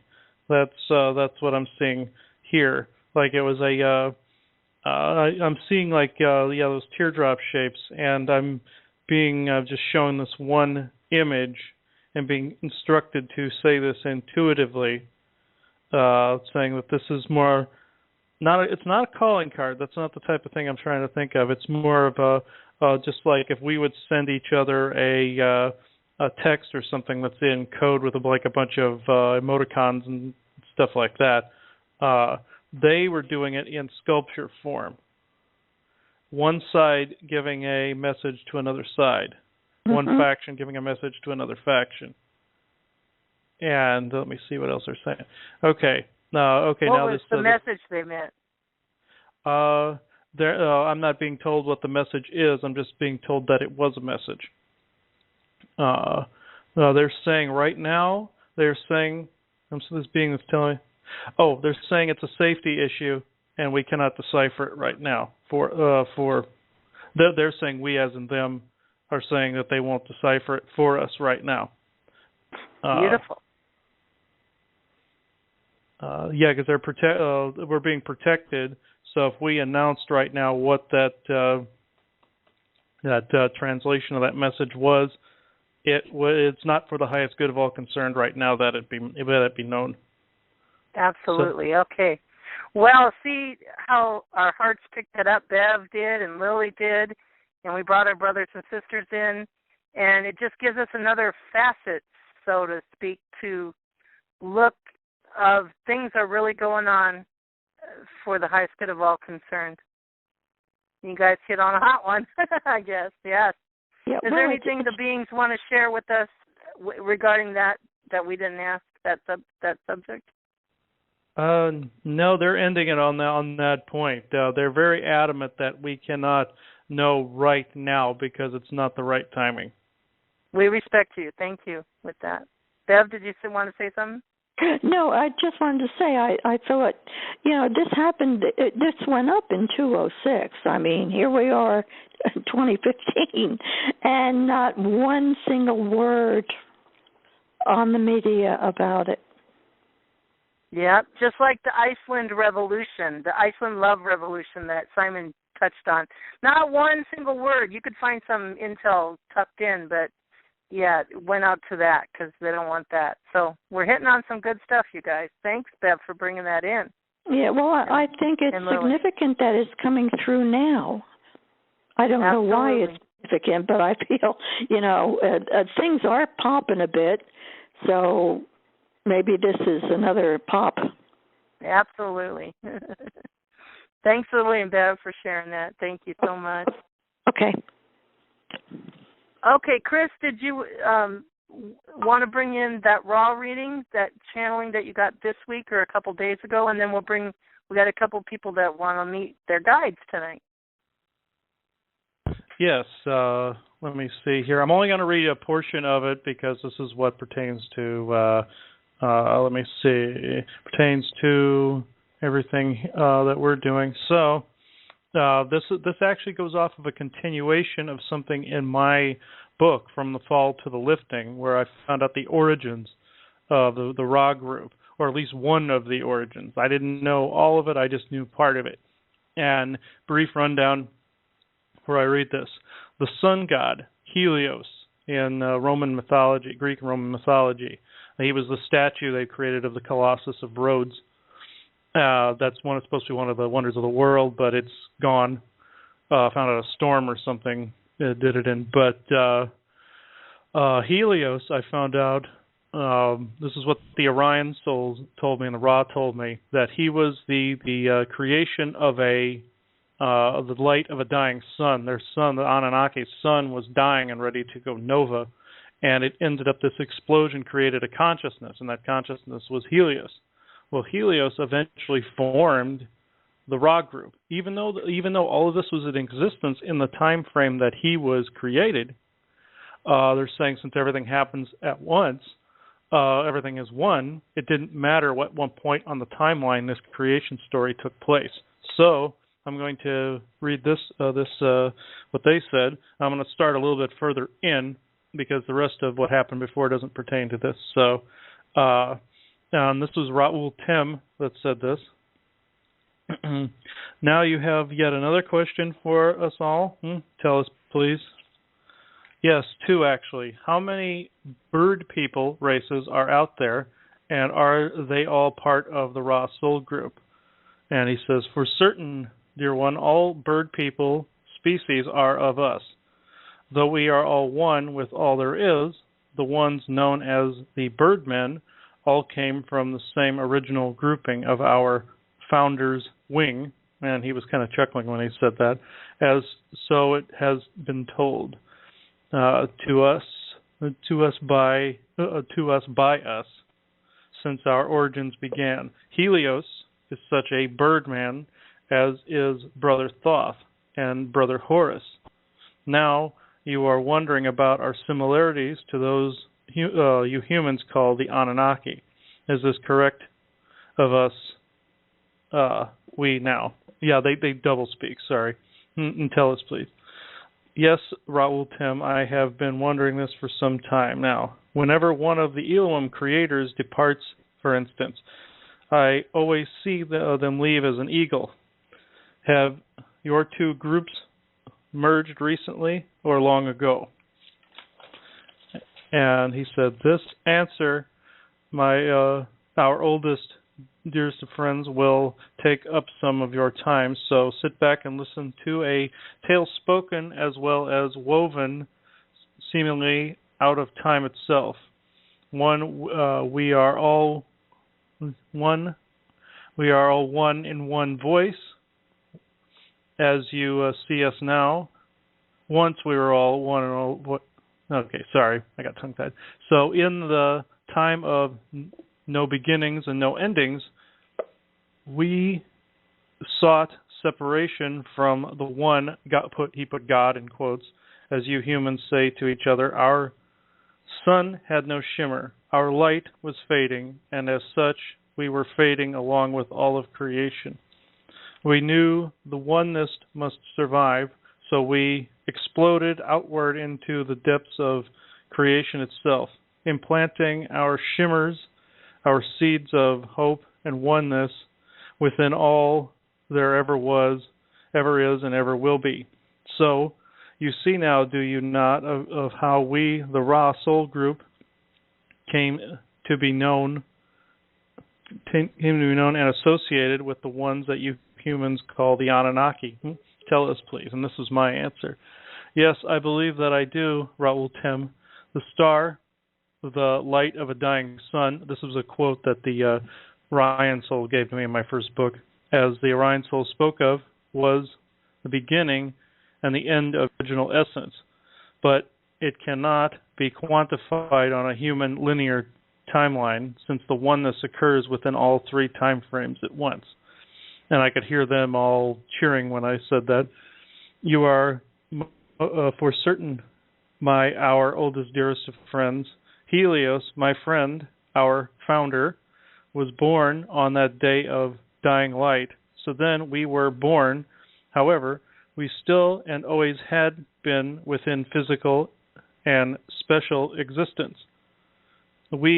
I see you understand me, us, so we will say that my group and the Orion Souls are as one now. This paradigm shift, as you say, will only stand to strengthen all there is within creation, and will expedite full disclosure, as you say, is true.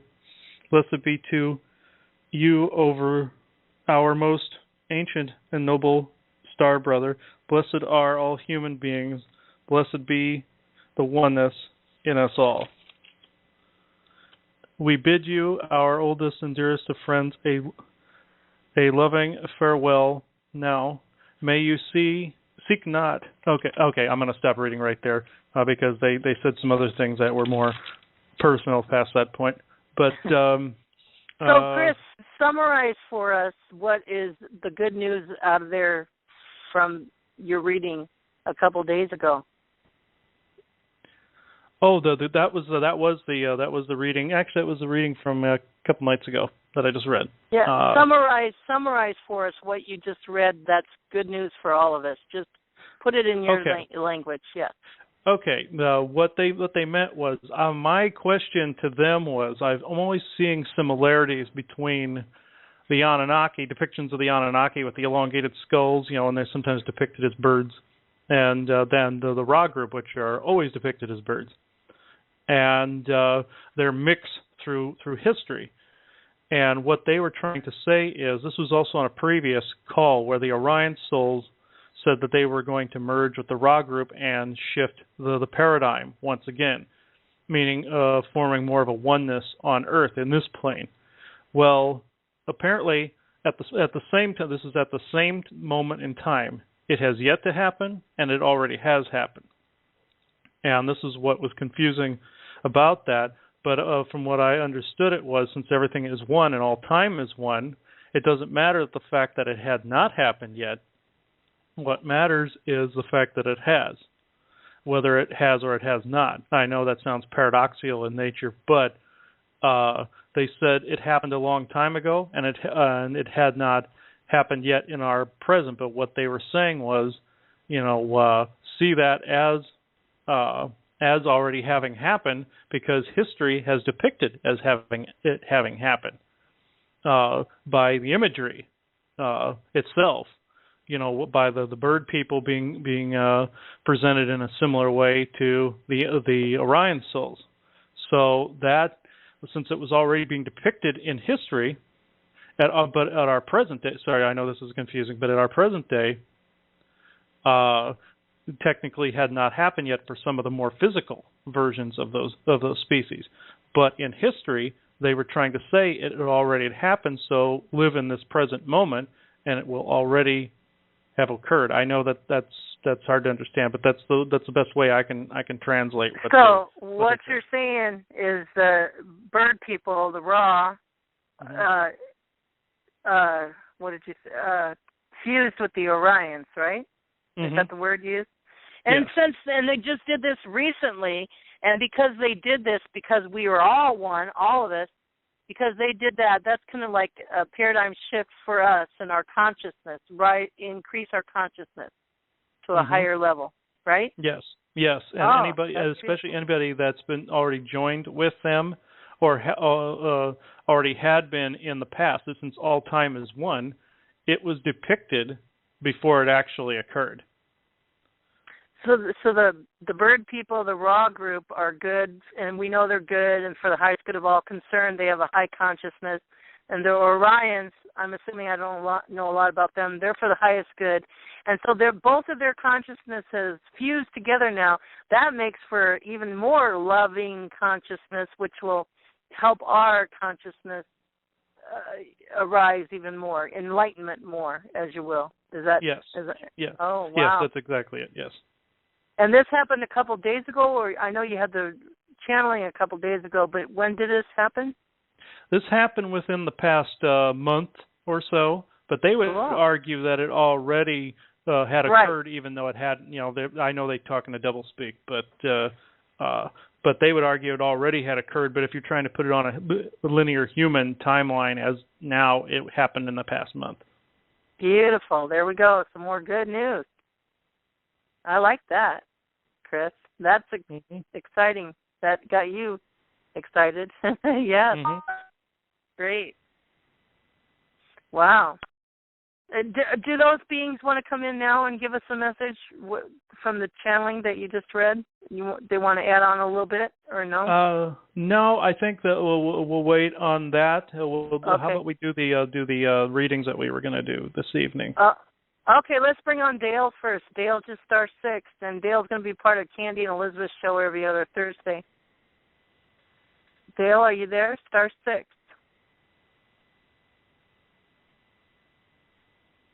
Okay, I know I got the room unlocked. And who was the other person? Chris? I'm trying to think who was the other person. There was a person from Canada, but they didn't get the phone number to call in, so. Oh, I gave the phone number out. You want me to give it to you again? No, I think it's too late. Maybe he'll try to get on the Candy Shop show on Wednesday, and but it's because it's 10:30 there. And is Dale there? Yeah, I just figured out I was the one with star 6. So can you hear me? Yeah. Yes, I can hear you. We can hear you. Oh, Yeah. okay, great. Okay, Dale, I just always ask if you want to learn one of your guides, just you'll learn them. One of your guides will come in, you'll learn their name, what they look like, and then keep galactizing with them in the privacy of your own home. Would you do that? Yes, absolutely. I'm open. Okay, go for it, you guys. Okay, let's see here. First, I'll look around you and see what beings are around you, and I am seeing like a bluish energy around you. Let me see. It can barely distinguish. Oh, all right. We were just talking about them. It looks like you have members of the Ra group and Blue Avian group around you, bird people, and it looks like they kind of rolled in like a blue mist, so I didn't recognize them right away. And I can see that they are, there's 1, 2, 3, 4, 5, there's at least 6 or 7 of them around you. And that there's one in particular that is coming forward with their hand on your shoulder, your left shoulder. And let me see. See, normally their name starts with Raul, so I'm going to ask what the rest of the name is. And let me see here. Raul, let's see. Oh, Raul Tessa. That is RA-UL-TESSA.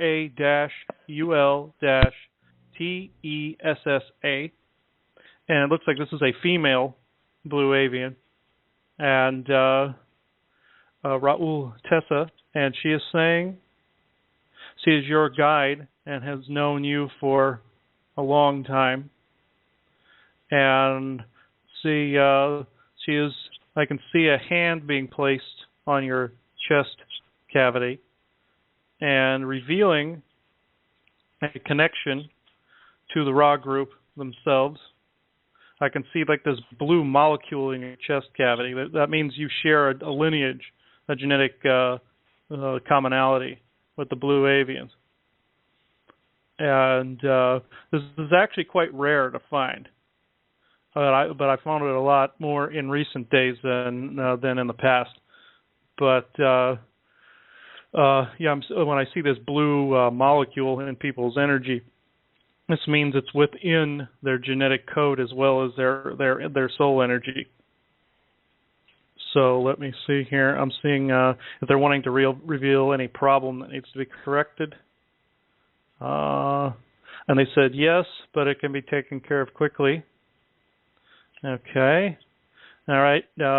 There's a gray behind you. I'm going to get rid of him fast. It looks like I had to remove something from your third eye and your crown chakra. This signifies to me that you've been abducted by them in the past. So I'm going to search for implants really fast by hitting the seed of the soul or center of gravity, as I call it. Tap it like a gong. It looks like a portal. And it sends an energy wave through your body, revealing anything like a sonar that's blocking. And I am seeing a lot of implants in there, which signify to me that you've been abducted since you were a child. I'm seeing a multitude of false memories that have been implanted, a multitude of operations that have been done by these beings. Probably things you don't want on air, so I'm just going to pass through this quickly. And then I'm clearing all of this out. I'm utilizing the law of one and the light to clear out any of these implants that I see that were put in your memory center, clearing it really quickly. And I'm clearing out all these alien implants that are there. And my suggestion to you is use the law of one always, and don't just use it as protection, become the protection. See that within and radiating outward from within, and these beings will never be able to bother you again. But there is a very lengthy history there with the Greys. And Let me see if there's something else here I got to check for real quick. Okay, I was looking to see if there was like the reptilians were involved, and no. They were after purely this genetic marker that the blue avians left. And let me see here.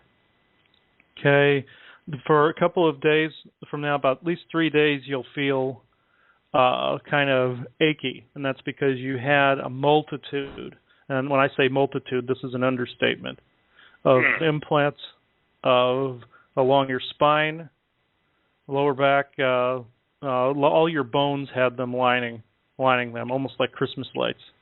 And it's rare I see this many. That I got rid of all of them. I'm seeing this weird barbed wire looking one going through your system. I'm going to get rid of that thing. Pulling that out. That looks like more of an attachment. I'm going to get rid of that. And I'm looking at the back of your neck, what I call the platinum chakra on the back of the neck. Pulling out one attachment. Get rid of him. And it looks like you've had minor contact with the Draco, major contact with the Greys. And that's what your guide is showing me now. And she is very happy that this has been dealt with. And it looks like your soul, I'm looking to see if I can see your soul self. And see if I see a blue avian come out. Let me see. Oh, you had another attachment on there. I had to pull him out. Looks like the insectoids have done some things too, like the mantis bug people have done a few things. I'm going to get rid of that guy. And doing this as fast as I can. And to get him out of there. Now I see your soul seat's very bright blue. I'm going to bring out. I'm bringing out the soul self. If there are no more attachments, sometimes it's like the proverbial clown car. These just keep coming. Let me see here. I'm seeing if I can see somebody. Oh, there was another attachment. Give me a second. One. And it looks like your soul seat's even brighter. I can see more of your energy matrix. I'm sending light coursing through everything. And I am now seeing other members of the Ra group coming up behind you and reaching into the seat of the soul and pulling out a bird person, a very large bird person. Look, kind of resembles Thoth. Is white and blue. Looks more like a ibis-headed being. Grayish blue, whitish blue in color. And I'm going to see if I can get the name. Ra-ul Tir Nag. Ra-ul Tir Nag. That is R-A-U-L-T-E-A-R-N-O-G. Oh, and two more letters I forgot. I-S, Ternogus. And this being now can take its rightful mantle as your proper soul seat, and you'll find that your thoughts will be clearer if you've had a problem with fog, mentally wise. And it looks like you've had some pains in your legs and knees that were being caused by all these implants, aches and joints, or potential aches and joints, and that would have eventually caused something down the road.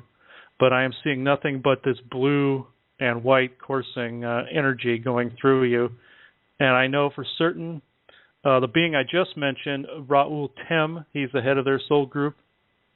I see him approaching you from behind. He's asking your permission to work on your energy. Do you give it? Oh, absolutely. Okay. He is now melding with you to make sure that your cells are more fortified, sending like golden veins through your your actual veins. I'm seeing they can put implants in too, but these things are not necessarily implants in the traditional sense. They're forging new energy centers, and these are not like mechanical things of any kind. He's more or less cleansing. He's refocusing your third eye, and this may go on for you for hours, even probably a day or so, until any problems are corrected. But I know this: you'll have dreams of them. They may look strange. The dreams will come through. They'll look really weird. You'll have some abduction memories that come forward that you have no knowledge of. And it'll just start to come back in a flood or a torrent. But you may not even remember all of it. But it will be there in the background. And it looks like, Raul Tim is telling me 3 days from now, you will remember more. And he's saying, I am Raul Tim. And he says, Raul Tir Nogus is one with us once more. And he's saying, praise be. And he's kind of doing like how you'd expect from like cheering for somebody, raising his arm up and kind of just going, yay. And some of their own people were lost to them for centuries through process of reincarnation. And it's only now they're finding more of them. And you happen to be the incarnation of this Raul Tirnogus that they've been looking for a very long time. And they will give back to you what has been lost over the eons. Because I'm seeing a soul ring that goes back a long time. And it doesn't look like there's any problems there at the moment. They're not pointing out anything. But they are, they're also, I want to say that with this much implantation from bad guys, I can't promise they won't try again. But you have better protection this time. And they're not going to allow it. And also you personally cannot allow it either. These beings, I get harassed all the time from them. They're annoying beyond belief, but like I said, I can't promise they won't try again. So kind of be prepared for that. But it looks now like Raul Tim is helping you to strengthen your cell walls, and over the course of the next few days, you will get stronger as a result. But for the moment, it looks like everything is just fine. Oh, thank you, Chris. Mm-hmm. I know it's a lot to digest, but because it comes through really fast like that. So that's beautiful. It'll all reintegrate over the next 3 days or so. Look forward to working with you more, Dale. That's great. Awesome. I love that. Yeah, well, it's this has really been illuminating for me, and I just from the start the fact that the protection is being granted to the insane, and the fact that you love, it's love and forgiveness and redemption, and the broadcast just illuminated Buckminster Fuller's idea that if you want to change things, you don't fight the existing order. You build a better model that makes the old model obsolete. And the leader we've been looking for is within us.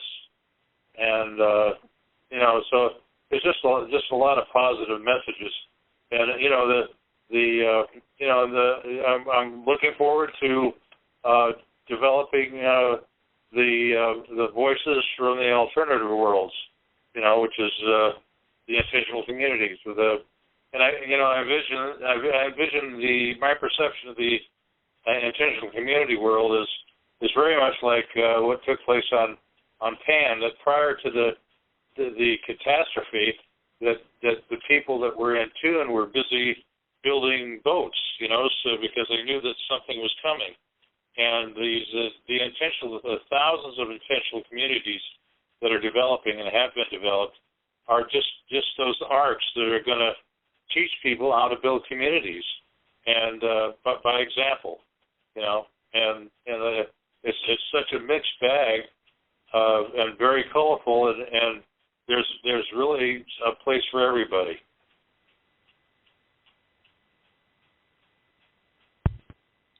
Gail? Yeah. Yes, I agree with that. Yeah, very well spoken.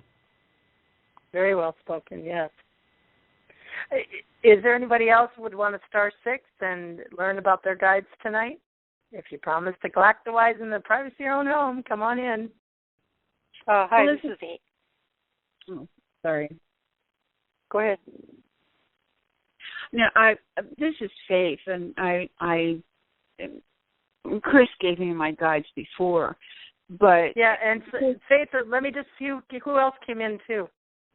This is Amy. I was going to ask Chris a question. Okay, we'll go with Faith first, since she was the first one Faith and then Amy, pop up. yes. You prompted this, with your talking about the Ebens and the pictures and being things happening in the past but not yet, and okay, about 3 weeks ago, I was standing in the kitchen looking out. There's a 1/4-mile lane, from the house down as far as I can see. And there's a drop down that goes to the road. A man in shorts and a lime green shirt walked up the lane, and about the middle of the lower part, there's a telephone pole. And I'm watching him walk, and he walked like right up to the pole, and I thought, this guy isn't paying attention, he's going to get hurt. And he disappeared. He just wasn't there. Okay? And then last week,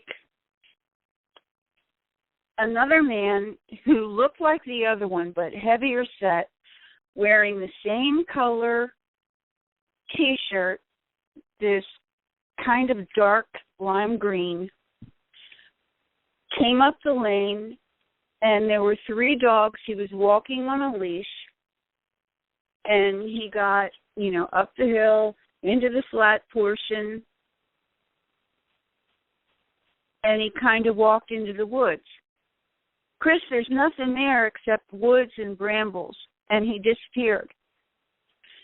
I'm standing in the kitchen today, that same man, heavy set, T-shirt, came up over the hill with the 3 dogs, and like a young boy, maybe 8-10 years old, who was on one foot on the old-fashioned scooter, the one with the handles and you push with the foot. Mm-hmm. And they made it past,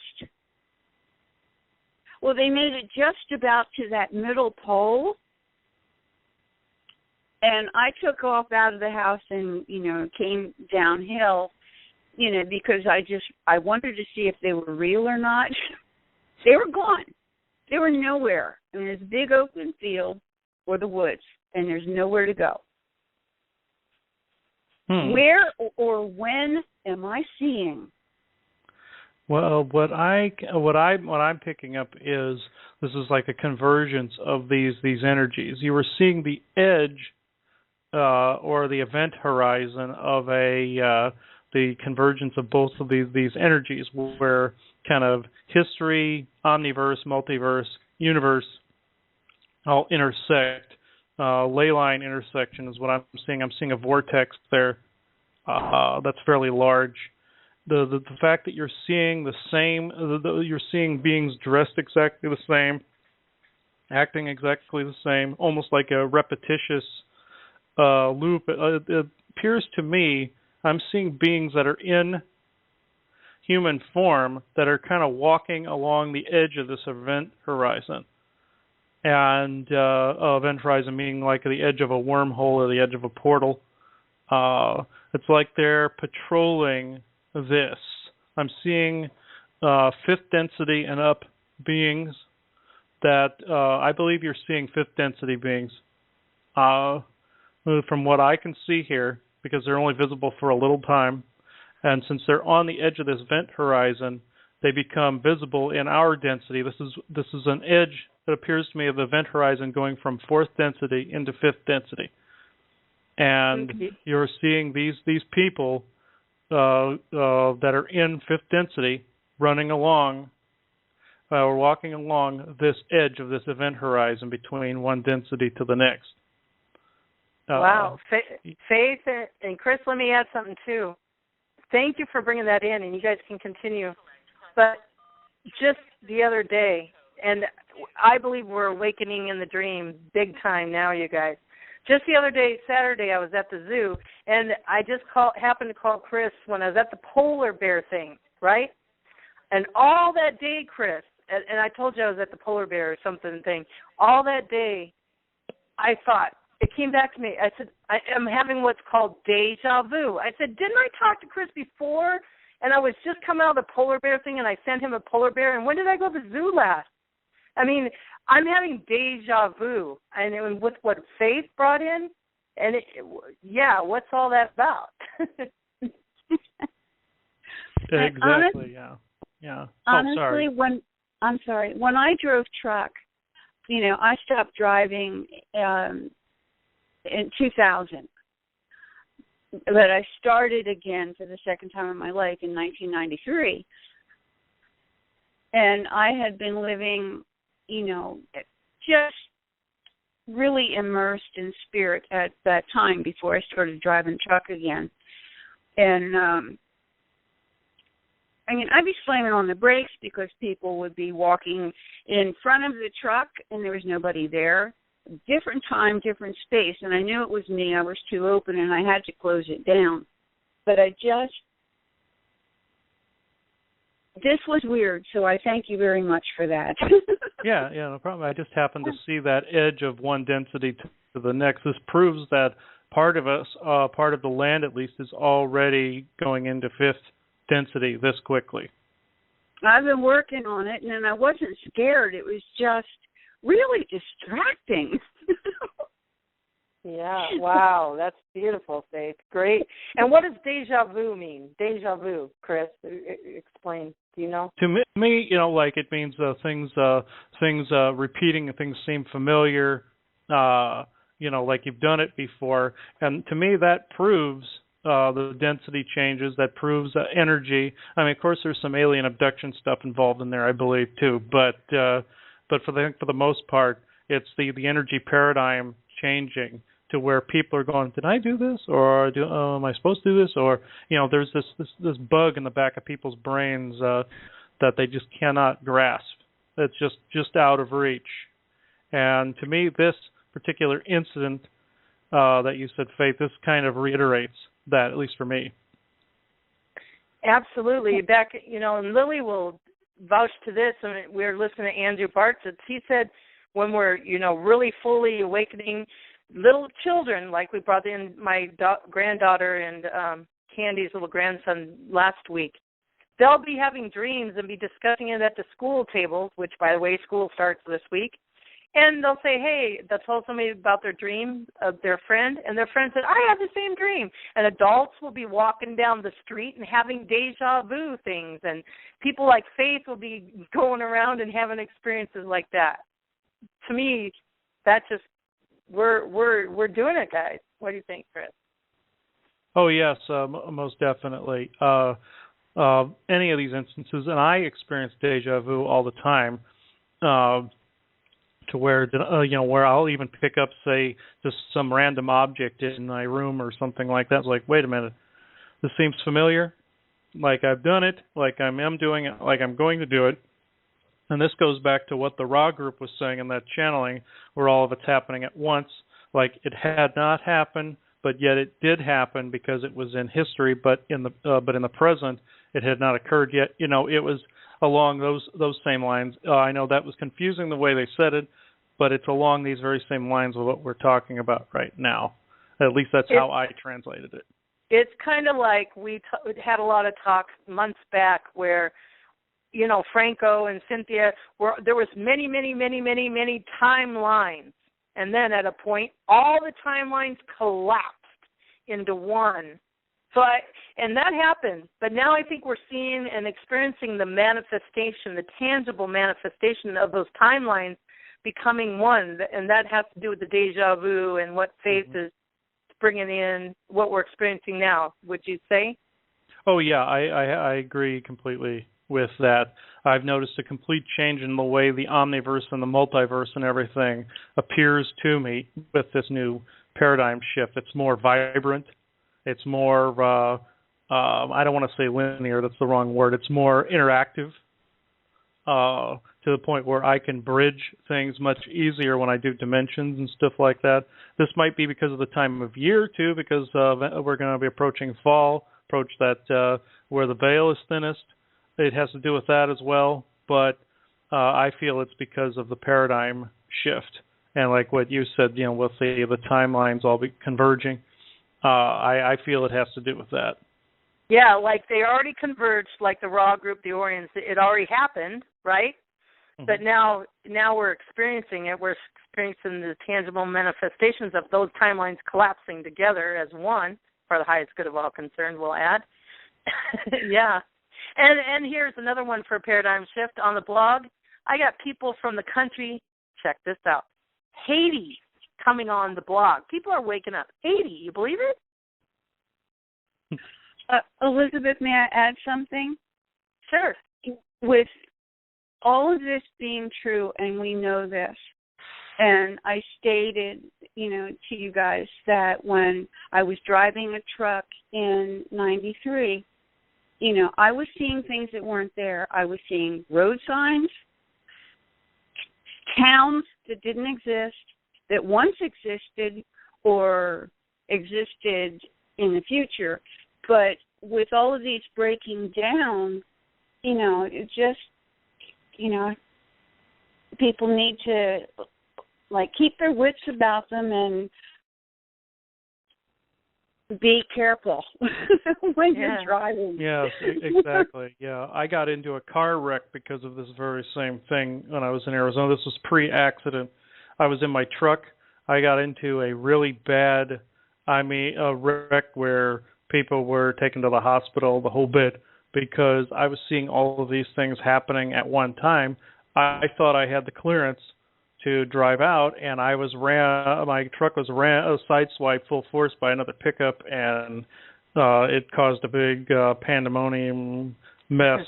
But you know, and all the other people were confused too. You know, they didn't see the truck that was coming. You know, they didn't see him until he literally emerged next to me. So this little short conversation we had, everybody get ready. Get ready, because it's not just us, it's all of us that will experience this.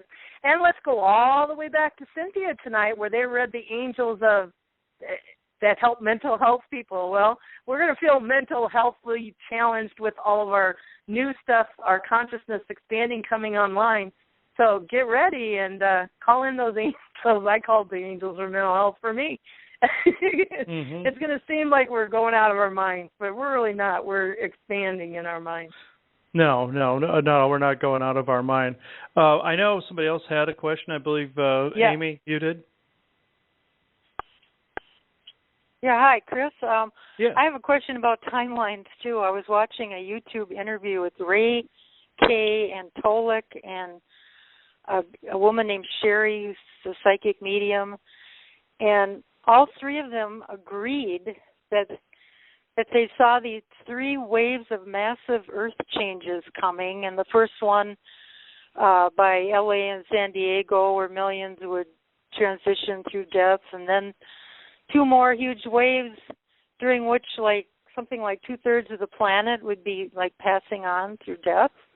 And to me, that what they saw would be before the positive timeline that we're supposed to be on. So I'm wondering, are we all seeing different timelines, or? I had something to add right there, because it has to do with the catastrophes. And my prayer was, whatever has to take place for the transformation of this planet, whatever tragedy, whatever chaos, let it happen, because and so I did. I was going to say, oh, that's a terrible God to do such a thing, and I'm saying, please do what it takes to clean this mess up. The ignorance and stupidity and darkness. Whatever fire all of us have to go through, and if I'm consumed in it in the process, let it be. Because this is a stage in life. It's kind of a bird in a nest that's taking its first flight, and it's not sure whether it can fly, but you have to have the faith that the air is going to support you, and you have to have a faith that no matter what happens, it's good, because that's part of it. And I would add, Dale, let it be for the highest good of all concerned, whatever it be. So let's hear from Chris. But as for and I completely agree with that. Sometimes something that looks like total destruction is really transformation. My guides have emphasized that over and over. But yes, to answer your question, Amy, yes, people can see alternate timelines. I've delved into parallel universes, alternate dimensions. I've seen myself in alternate dimensions where a version of myself has died. And I have felt it, since we're all connected. I've felt it, even down to the point where he passed on. Felt every bit of it, and it was an alternate timeline where the Earth was just completely decimated. I mean, just turned into shrapnel, and I felt that whole ensuing chaos. It was this large alien war that went on and just destroyed everything, and. I believe some of these seers are seeing alternate timelines, and they're thinking it's going to happen here. And I believe it happened there so that it did not have to happen here. And, is there going to be a little bit of chaos in the transition? Yeah. But I believe some of these alternate dimensions take up the brunt of that, to where some of them were always meant to be destroyed so that the more perfect possible versions could come about, while these timelines are collapsing into themselves, as you were saying, Elizabeth. Some of these I've noticed in viewing the multiverse. I've seen Earths that no longer exist anymore, and for that purpose, I believe, as these are condensing down, some of these seers are seeing where these disasters took place. And a good example of this is an Earth that I saw back when I first started looking into dimensions. And I didn't even know it was an Earth then until much, much later. But each Earth has its own name, I've noticed, too. Like there's Lystaria, Lindar, and this one was the disaster Earth, I called it, was named Sigatoris, or like the word siege. And it was like it was labeled something that was averted here but not there. Well, I noticed this whole Earth that everybody just died in this massive war. It was more of a barbaric type of Earth where it was like, might as well have been another script for one of the Conan movies. It was something much like that. Everybody died. Well, then I saw it reborn again as a new Earth, and some energy that came from here went to there, and it got rewoven back into the fabric of the timelines. So it was like the multiverse repairing damage somewhere. So when they're seeing these disasters, it's really not, even though I know it's a horrible thing to say, like, oh, that's not a bad thing. Of course, seeing horrible things all the time is bad, and death is bad.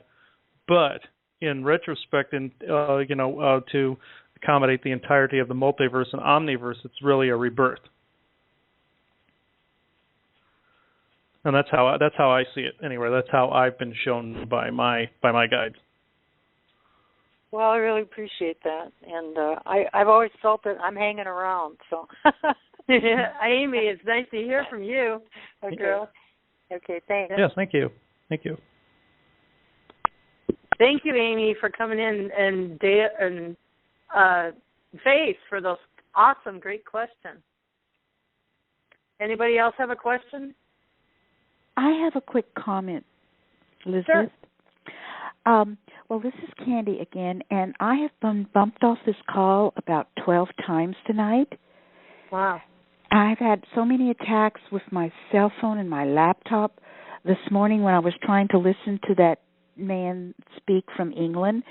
It started then, and then, like, I would punch in the 8 numbers, and it would claim that I had only punched in the 1 digit, and so I was waiting on a call that nobody else was there.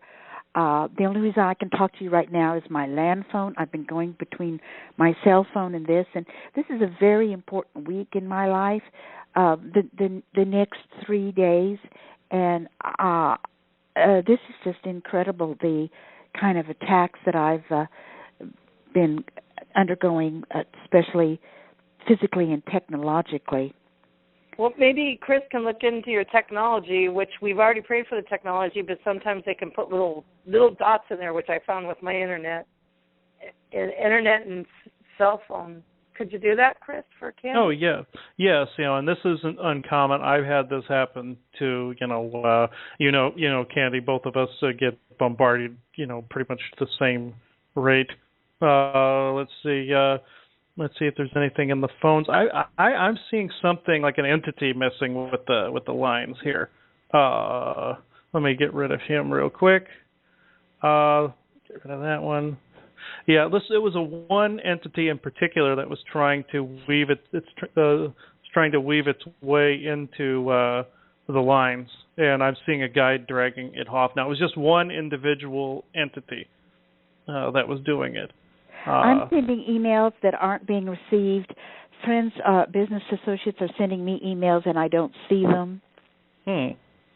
Let's see. Yeah, you had an entity messing with that, trying to cause disharmony with the technology and cause stress. So I'm trying to see if it was a Draco or not. It looks kind of like one, but I'm only seeing part of it. I've never seen one kind of like this before, but that doesn't surprise me. But I'm seeing one of your guides dragging it off the property now. But drag it on. Mm-hmm. Well, this right here is a small lesson for everybody. Have faith. Have faith. And if you come with the frustration of the week, like Candy was with her internet and technology, you simply just have faith. Just pretend like you're on the Diamond Show, right? And Chris is there. And you initiate it. Just say, I bring all this. I call in all of this internet and bring on all your problems. Call everything associated into it. Call in your higher self. Call in collective consciousness, the divine flame of living love. And then say the prayer of one. And then have faith that it's going to work just the same as you're hearing it, tangibly. Yes, and see for yourself. This is glorious. Yes. Mm-hmm. Yeah, the being is gone now. It was just there causing the chaos of the technology. Any little thing to get under somebody's skin, these creatures do it, and it gets on my nerves too. But and I noticed the law of one works every single time, And this being looked like it was old and decrepit, and I'm not sure this even was a Draco. I think it was more of a some kind of decrepit energy that was trying to seep into the lines and seek escape from like the land being cleansed or something like that. This looked very old, almost skeletal, and I'm seeing it outside now. But it looks like your guides have just kind of given it the boot, and it's being grabbed. Now you can have ease, Candy. I know that's frustrating. So have ease, my sister. Yes. Yay. Glory. Thank you. Yes. So I know, Chris, I know there's a lot of galactics listening, and I don't want to ask any questions. I want to just honor you guys tonight, and if there's anything that you want to come in and tell us or ask us, go ahead. Now is your time. Star 6. Okay. Let's see. I'm seeing if who comes through. The only messages that I'm seeing are from, it looks like I'm just hearing one conglomerated voice, and they are basically saying your honor of the law of one is astounding. We are honored to see this. Blessed be. And it looks like they are stepping back. Namaste, all you guys, from the Diamonds Network, from all of us to all of you. Mwah. Yeah. Okay, well, I think we're done for the night. Wait, yes? This is Lily. I wanted to interject a little bit ago, but I didn't want to interrupt. But I think it was Amy and the gentleman, Dale. Yeah, different timelines and whatnot. There was something that I read earlier, and it was tied to what Cynthia had was reading about the September 2015 dates. It was some information from a forthcoming book, Cosmic Resonance, that made a lot of sense to me that I wanted to share because I feel like it's important based on some of the subjects that we've covered. And that is, with this shift and how things are going to play out, and we don't really know. But one of the things, it's about 2 paragraphs, but I'll try to kind of sum it up in a short. But the person talks about that we're in a time-space spiral. It's not a flat circle, that goes round and round. It's a spiral that goes higher. Okay, so it's a vertical aspect. And another word for it, I believe it's a male, he refers to ascension, which is a quantum physics fact. And then he later goes on, next 3 lines, he talks about that the accelerating speeds and exponential increase in buffer effects where there's larger waves descending from higher dimensions, okay, because the wave X. Okay, the data, like, for example, there may be this prediction or that there may be an eruption, of a volcanic eruption, say. And the data may indicate that there are factual influences that previously had effects. However, with our vertical spiral, the buffer zone's weaker. So those influences, say, they will have diminished effects because the buffer zone of the vertical energy, the ascending or the vertical wave coming or the wave X coming, its influence of lower coherence cannot penetrate, and I'm quoting this part, that an influence of lower coherence cannot penetrate a field of higher coherence. So as we get higher, these negative effects can't really permeate us. And it's sort of typical of a lot of the things that are starting to happen where they start to go negative and then they kind of fall away. Things sort of, kind of fizzle out. They start out with some intensity and then they sort of fizzle out, which is what we've been seeing over the past 6 months, a year. Not saying that things aren't happening, but they are fizzling out, and then the transparency is happening as well, where the negative effects of, like, for example, what is it, the Ashley Madison thing, all the names come out, it's like people they just can't behave that way. We really have to elevate who we are and what our choices are. So I just wanted to bring that in, but it's really a beautiful story, a description of global utopia and stuff like that, and about earth changes and whatnot. Good synopsis, Lily. That was great. for everything in this call. That's great. Thank you. You're welcome. Cool. Okay, so be sure to stay tuned for Thursday, where Cynthia, Marianne, and Mary will be back, and then we're going to do another Raw Speak show this weekend. So look forward to that, and look for me and Candy's Show of Beauty coming out up on YouTube. That should be uploaded this weekend, I believe. Chris, I just sent that to you. I didn't know if you received that or not. Did you receive it? Yes, I did. Yeah, it'll be up there soon. Okay, great. So with that, everybody keep shining, diamonds. Love you. We all love you. We all love each other. Love you. We love you, Elizabeth. Chris, we love you all. Thank you. Love you all. Are you looking for healing or a change in your life to help you enjoy it more fully? You might benefit from a galactic energy reading and clearing from Chris Jacobs. Chris will work with you on a soul level to clear unseen negative influences, implants, programs, contracts, and energetic blocks. Chris Jacobs is a gifted energy healer. Contact him today at ChristopherStephenJacobs@gmail.com.